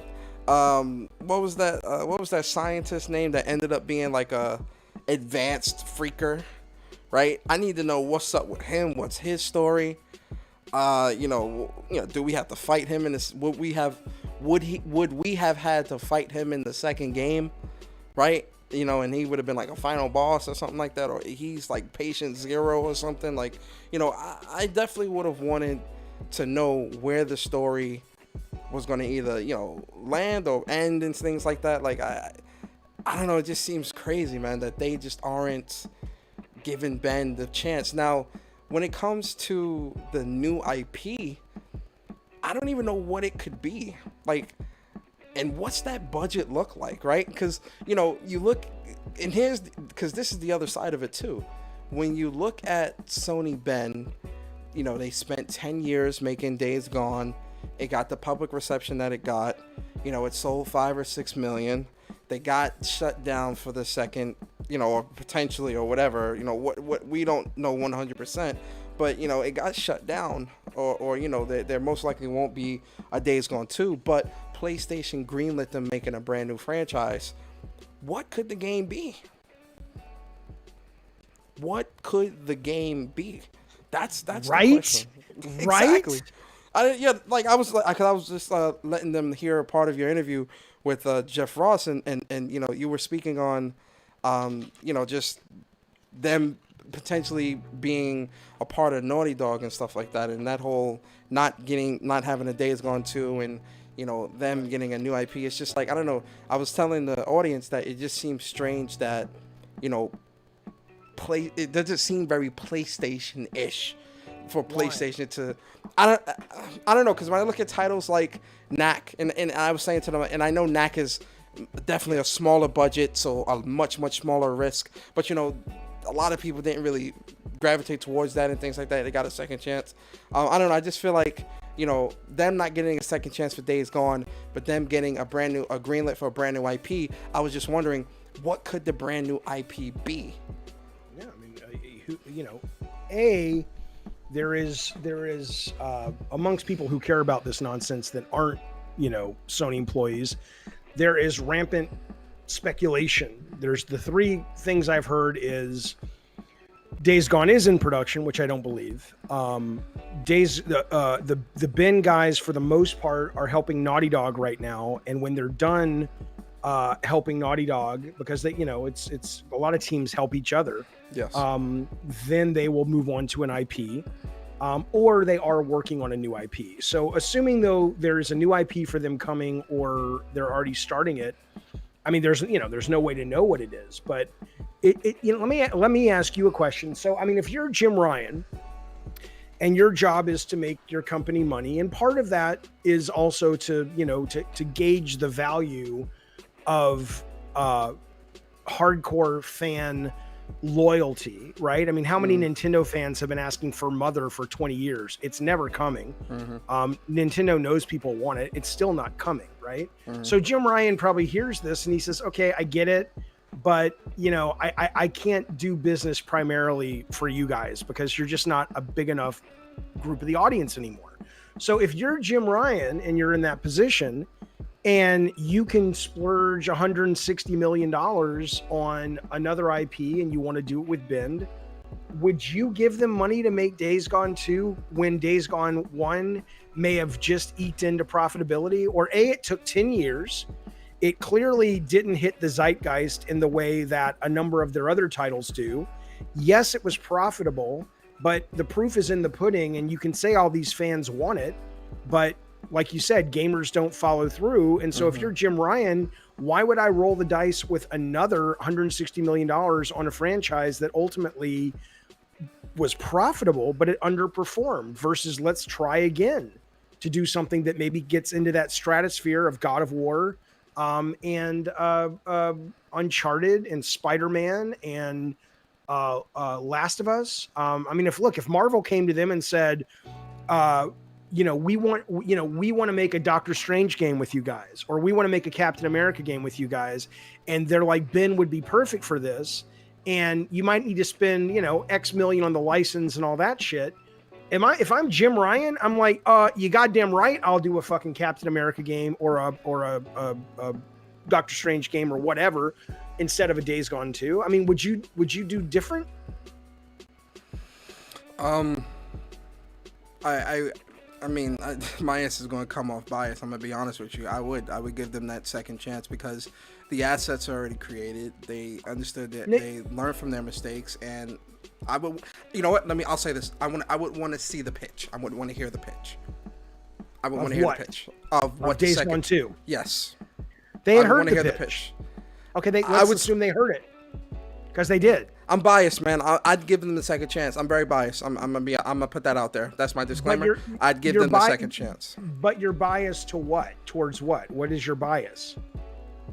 Because I personally want a Days Gone 2 because I want to see how the story ends. I want to see where Deacon and Sarah end up, and I don't want to spoil it for you because I don't, I know you'll finish it, but I want to see, because the game ends on a cliffhanger.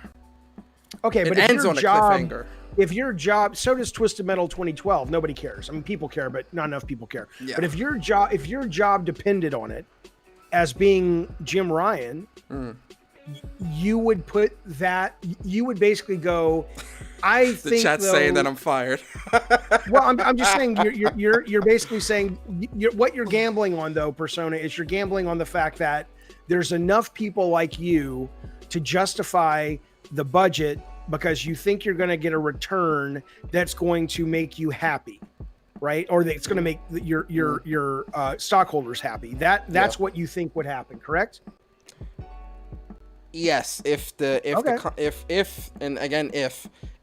game, if the second game is something that's shaping up to be much better, because again the assets are there, you know, UE5 would be, you know, coming out or close to being out, you know, the tools, what they have at their disposal now is greater, so I feel like the attempt would be, one, a much shorter amount of time, and two, it would actually be on a grander scale because of the power of the PlayStation 5. So factoring all that with the Unreal 5 engine and its capabilities and really cutting dev time, significantly cutting dev time, I would greenlit a second Days Gone. I would. Did you think, let's go back in time for a minute, did you think the game God of War 3 was good? Yeah. I like that. Yeah. Sorry? Yeah, I like that. Yeah. Okay. And the reason I'm asking is, so here you have the team, the God of War team, a lot of experience, all their pipeline, all their tools. This is their fourth game. They're firing on all cylinders.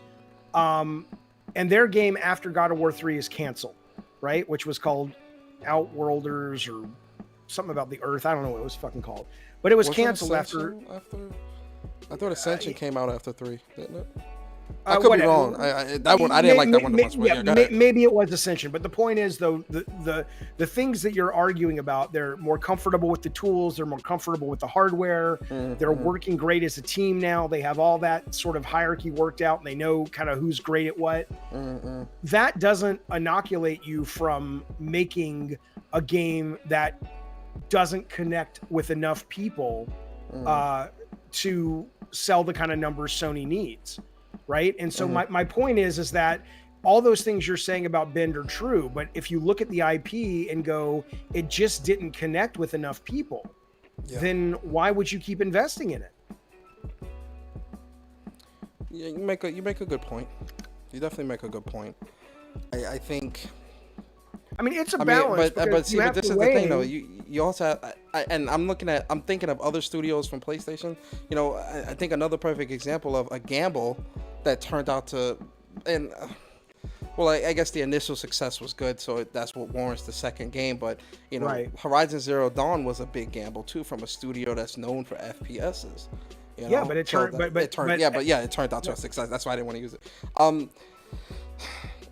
I mean, I hear you, and I agree. All I'm saying is, you know what would be great for video games, for video game discourse, it would be great. Like, I almost want to hire a therapist for the video game community, just for like a week of just going to nonstop therapy, because it would be great if the game community could actually understand. They don't have to agree with the decisions these people make, but at least to understand where they're coming from and put themselves in their shoes and go, okay, yeah, I don't know what I would do either, because that is a real interesting conundrum. I don't think Sony wants to piss off the hardcore fan base, but I think they're kind of in a position where some decisions, because budgets are what they are, will have to be made. But that's the other thing, Jaffe. What about, so how many Uncharted's are enough? How many remakes of a game you played over and over is enough, right? How many Last of Us are enough? That answer is easy. The answer is simple. And I love those games, by the way. Like, I love those games. Yeah, but you know, if PlayStation's but the answer thinking, is when you stop buying them. But you know, you haven't. So, and help me understand this. So it's, you know, with PlayStation's thinking, do you think we're going to start seeing more of the same in terms of releases? Because if what's popular and what's making money, define. Do you mean thematically or genre?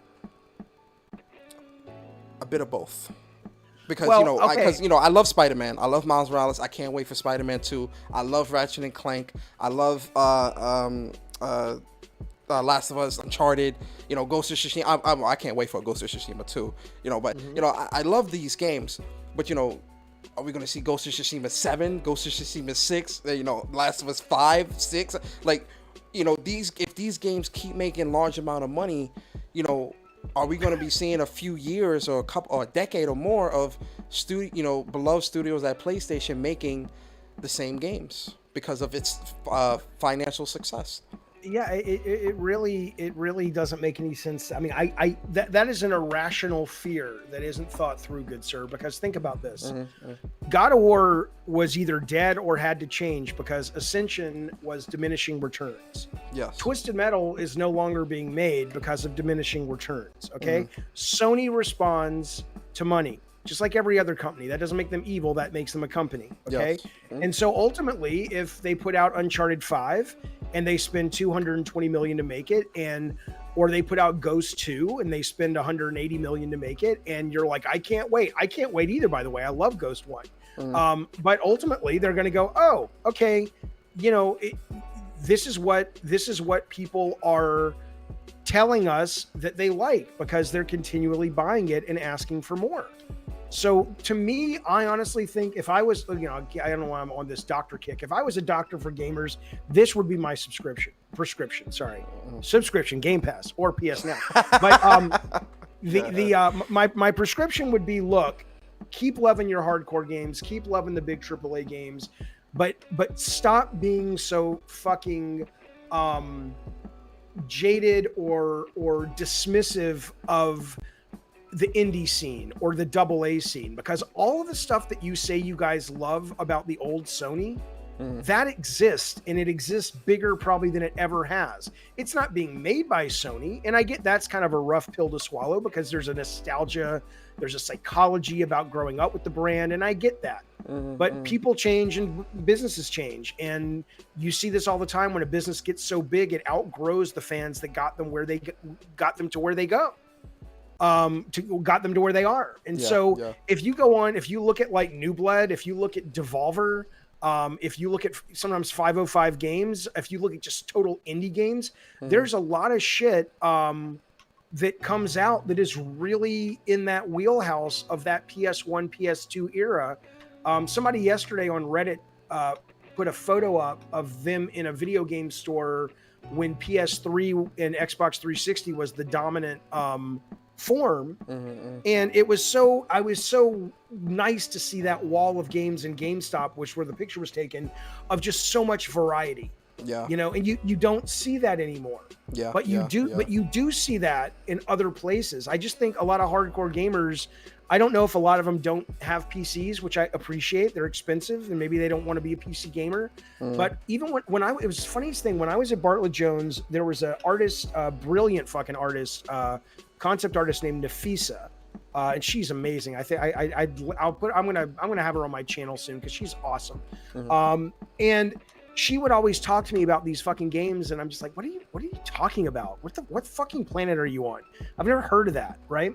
Well, because she was primarily a PC gamer. And once I left Bartlett Jones, I really started playing PC games a lot, and I was like, oh my God. You know, I don't believe in this PC master race bullshit or anything. I'm just talking about the variety of video games that exist on PC. I played a game the other night called Devoted from Red Candle Games that was banned by Steam, that was banned by Good Old Games. Consoles won't carry it because it insults China. But it is one of the best horror games I've played in 5 years. It is creepy and weird and fresh and disturbing. You're not getting that right now on console, but you absolutely are getting it in other places. And it almost just feels like gamers that call themselves hardcore, you know, console fans, they don't want to accept the fact that, you know, your passions are still being served. They're just not being served at the budgets you're used to. You got to get used to that. It happens with every entertainment medium as it grows. Yeah. Yeah, I think for me, I think it's that that old man get off my lawn syndrome with me. Get over it. Get over it, because you're 20. I Listen, know no, I'm a dying breed, like in no, terms of like motherfucker, you're 29. I'm 50. Tomorrow's my birthday. I'm Yeah. 50. yeah. And I'm, it's got nothing to do with being old in age. Yeah. It has No, to do not in age, but in like in my nostalgias of I get it. I get it. I get that's it. And what I that's what I respect mean. that. Yeah. And in a lot of ways, it's Sony's fault, because these companies do such a good job, building that brand loyalty, because they know there's value in it to some extent. Not as much as the fans think, but there is value in it for those companies to have that. Yeah. But the truth is, gamers almost feel like hardcore gamers almost feel like these people in a relationship that everybody else is looking at the relationship and going, she doesn't love you anymore. You just please, there's a lot of people out there. There's a lot of fish in the sea. Yeah. You keep pining for the sweet, warm embrace of Jim Ryan. And it's like, he's not giving it to you. Right. And so I think it's more that where it's like I think it's, look, I have a nostalgia for Atari. When I grew up with Atari 2600, it's associated with my dad, who's now no longer here. It's associated with growing up with my brother and our friends. I see the box art, and I met David Crane, who made Pitfall, and it was like meeting, Jesus, if Jesus were real. And so I get it, and it's an important part of being a fan, but an equal important part is you guys are missing out on a new golden age of the stuff you say you like, because you're so myopic about it's got to be amazing graphics, it's got to be Sony, it's got to be the brand. It's like, okay, that's fine, but there's a bunch of us in other medium. We're still playing Last of Us 2, we're still playing God of War, we're loving all that. That's not going anywhere. But there's a bunch of us in other parts of the industry going, we're having a great goddamn time. This shit's great. You guys should play this shit. But you don't. I don't mean you. I don't know you that well, but a lot of people don't. Yeah. No, I get that. Shout out to Hatsuma. Let me get the super chat real quick. He says, what Jaffe is saying resonates. Gamers have grown too dismissive of high quality indies. So much criticism of Last of Pi because of their heavy presence. No, listen. In terms of me, I'm a very variety gamer. I'm not. I'm a PlayStation fan because of the memories that they've given me over the decades. But my catalog and what I play is very vast, right? Like I play indies, I play JRPGs, I play the PlayStation exclusives. I'll play some Xbox games, Nintendo. Like I'm all over. So what are you worried about then? Again, it goes back to what PlayStation has cultivated over the years and what I've become used to in terms of their quirkiness, in terms of how they've done things with projects. I don't want it to be, and for lack of a better term, I don't want it to be a Halo Gears Forza situation, is for lack of a better term, right? I just don't want that with PlayStation. Now, obviously, I don't think we'll get that 400%. I just don't, moving into that realm of, blockbusters only this, it's got to be 200 million, 300 million. I just don't want to, and I know they got to make money, David Jaffe. I know they do. I know. That's where we're in. That's where we are right now. Yeah, that's where we are. And I understand 100%. I understand 1,000,000%. I just don't want PlayStation to be the Halo Gears Forza situation. That's all I'm saying. I get it, but here, can I give you some advice? You're not asking, can I give it? Yeah, okay. Yeah, sure. Yeah, of course. You clearly have a nice fan base for your show. You have a passionate audience. You're good at communicating. Yeah. Get over it, because but only because there's a lot of other things you could be sharing with this audience that clearly cares for you and wants to hear what you have to think. This isn't going away. Sony, if Sony becomes Halo and Gears, then they've lost you as a current customer. Maybe they'll go back and maybe they won't. But there's a lot of other things you could be turning your audience onto. John Doe says we don't want Sony to become EA. I get it. Can't help you. If you don't want Sony to become EA, stop buying all the shit they sell you that they think you want. Because guess what, John Doe? They're going to keep making it. It's a real Yeah. simple piece of math. I was terrible in math in school, and I can figure this out. You don't tell me you don't want what Sony's doing, because all you do is buy the same shit. Well, see, and that's that's where you and I 100% are on the same level, because a lot of people in the community will say, oh, I don't want this, or this is trash, or whatever, but still buy it. For example, Last of Us 2. A lot of people were mad that Ellie was the lead, and some buff chick killed, messed up somebody, and people were saying they didn't want to buy it. Oh, it's trash, it's SJW this, and all this craziness. But it's still breaking records. It's still the most awarded game in history. It's probably still selling like crazy to this day. I'm playing it for the first time. I fucking love it. I didn't expect to, because I didn't like the first one. Yeah, and this goes back to what I was saying of gamers not standing by their convictions. Even something as small as not buying a game, you can't do. Voting with your wallet. Can't do it. Right? Let me get Dribble Piss's question. Shout out to Dribble Piss. He says, Jaffe, do you think gamers these days are miserable? Dribble Piss, it's a good question. I appreciate you calling in and talking about. I want to talk about your Dribble Piss. Does it come out literally as dribbles, or does it come out little squirts? Okay, so I don't think gamers are miserable. People are miserable in general a lot of times. I don't know about you, man, but I am always saddened but heartened, because people will reach out to me by the number of people who will say, hey, Jaffe, I love your stream. I don't have a lot of friends, or I'm lonely, or I'm going through depression right now. Mm-hmm. So I think chronically, at least in America, we have a problem with mental health, but that's not really your question. I understand, Dribble this. But so most gamers, I think, are relatively healthy. I think games help with that. I think games give you social connection. They give you escape. They exercise your mind. The best games are not, even though they look like it to the uninitiated or uninitiated. They look like they're just exercises in violence, but they are. You have to, you got to think to play these games. You've got to strategize and use tactics and planning. So I think gamers on the whole are very healthy, but I definitely think that, and also, by the way, I get it. The stuff that Persona's doing, I don't know this channel that well, but a lot of these game channels where the people seem miserable, it's show business, baby. I mean, it is. It just fucking is. I'll tell you right now. That's not this channel. Like, I'm not. Right. Yeah. I'm very real with my viewers. You know what I'm talking about, though. Yeah. They're, I will. I like controversial topics. I like sexy, sensational topics, but I'm not gonna fake it. Yeah. But if all you guys keep listening to these people on YouTube and podcast, and every fucking episode is just about complaining about this, that, or the other, and they never really talk about anything else. Well, yeah, those people are probably miserable, because all day long they have a diet of people telling them, how bad the man is fucking them. Yeah. Yeah, no, I understand 100%.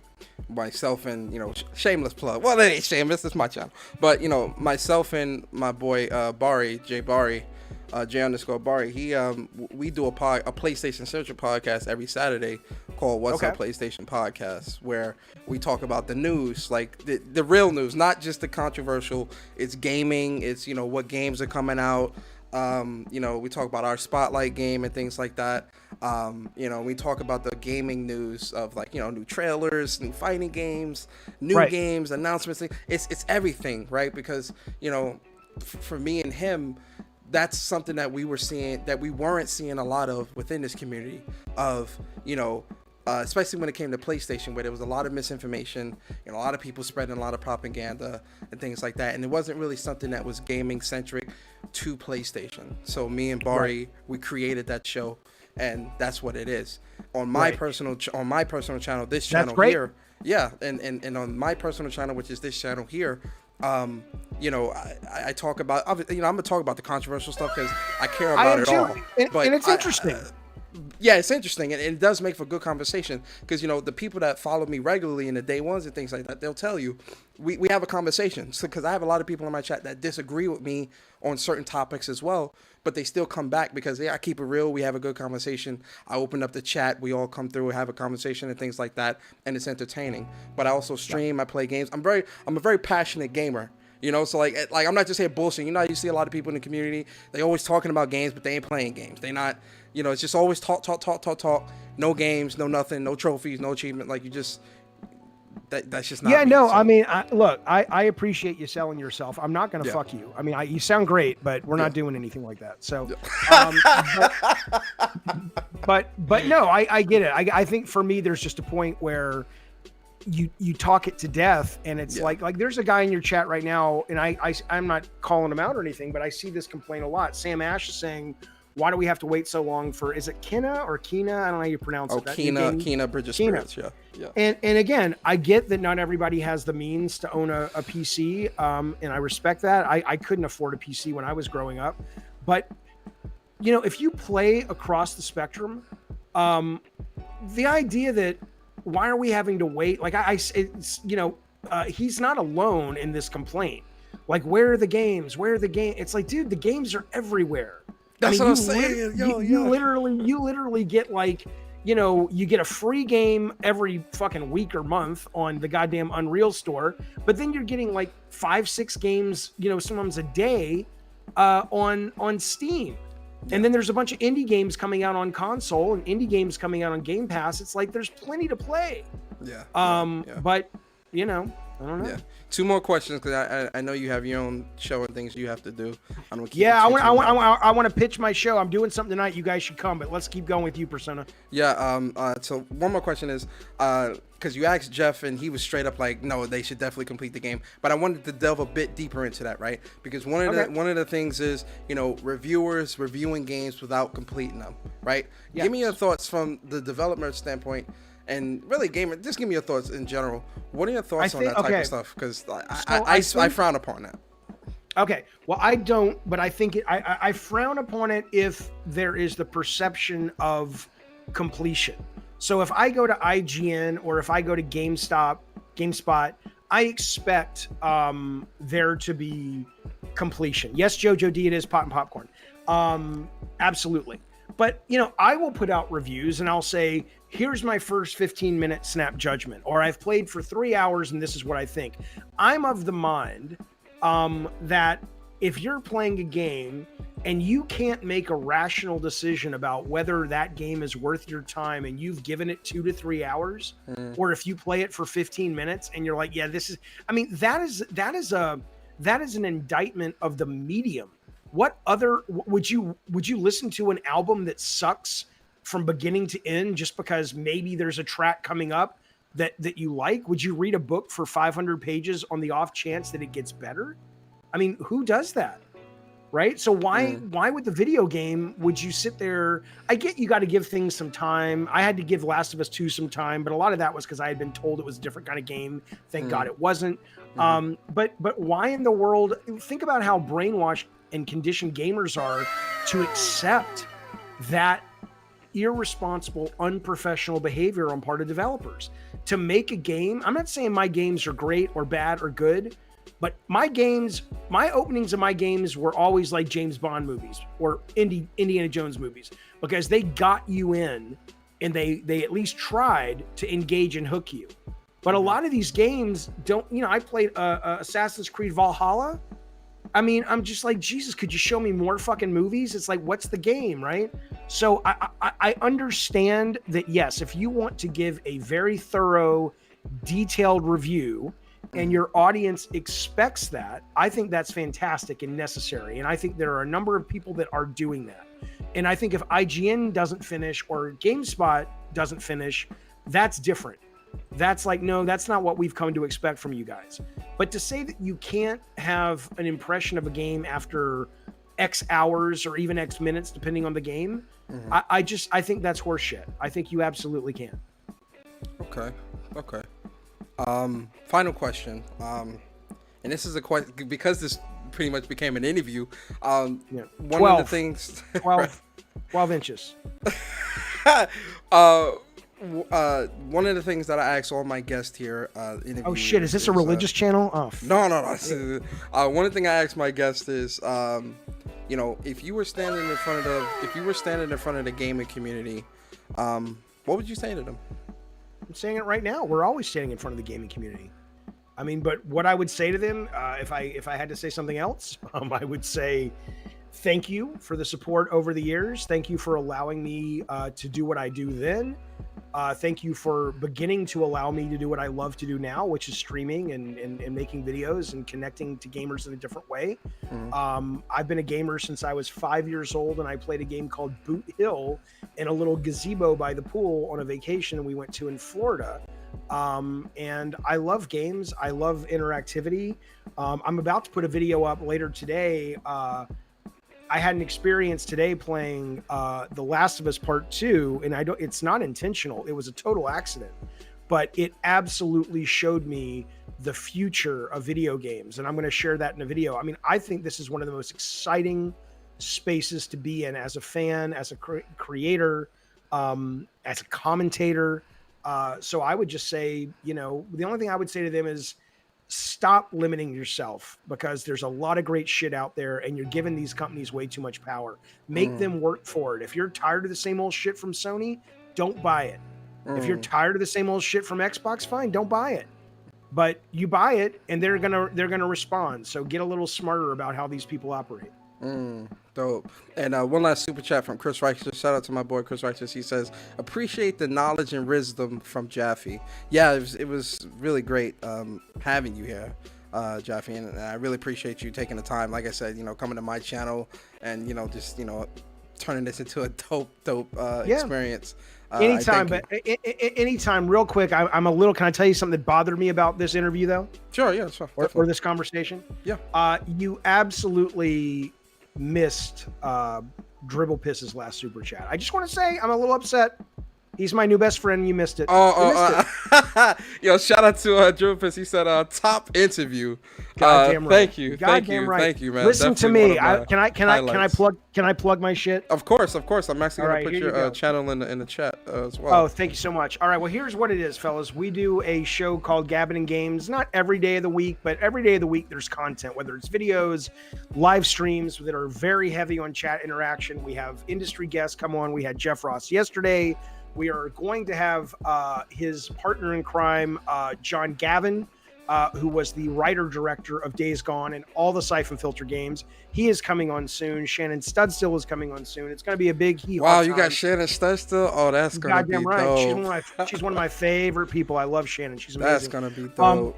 And then we also do other things. Tonight we are doing, and anyway, you can find it at David Scott Jaffe is my Twitter, or just go to Google or go to YouTube and just put in David Jaffe. You'll find the channel. But what I want to tell you is tonight we are doing something we do regularly called Pot and Popcorn. Members get in for the first movie. The second movie's for everyone. We watch it live on a app called, I think it's called Scener or Screener. We eat popcorn, we get very high, and we watch usually sort of really terrible horror movies. So if you're interested in that nonsense, I will be putting up that information in about 20 minutes on my Twitch. Is it Twitch? No, my Twitter account. So there you go. I appreciate you having me. I appreciate you giving my channel out. Yeah. And, you know, I'm around, man. Hit me up if you ever want to chat. Definitely. And you know, just on a side note, thank you for all of you giving to the game community and the gaming industry in terms of your projects, man. Thank you. You're a legend out here, man, and I appreciate you. On behalf of all of us who did it, because it wasn't just me. Yeah. You goddamn welcome. We loved it, and we love that you guys love it, and you're very, very, very welcome. Thank you, man. And thank you for the interview, man. Have a great night. All right. See you guys. Bye. Right, bye. Oh man, guys, that was whoa, ladies and gentlemen, that was amazing. What time is it? It's 8:14. Listen, ladies and gentlemen, I appreciate all of you for being here. I really hope you enjoyed the show. Shout out to Mr. Go Try Hard guy who he said, shout out to Final Fantasy 12 Gambit system, rest in peace. Yo, that Gambit system was legendary. I'm glad my internet held out too, man. I'm gonna definitely get on the phone with Spectrum and be like, "Hey, bruh, I'm gonna need y'all to not let this happen again." Cause could you imagine if this didn't happen tonight? My God. But yo, listen, ladies and gentlemen, I appreciate all of you so much. To any new subscribers that I have, thank you as well. I really appreciate all of your support too. Welcome to the channel. I hope you enjoy your stay. I do a podcast called When Persona Speaks. I also do a podcast I do interviews, When Persona interviews, kind of in the format of how this was. Like I said, this was spur of the moment, so I'm actually gonna have to change this title to When Persona Interviews and not When Persona Speaks.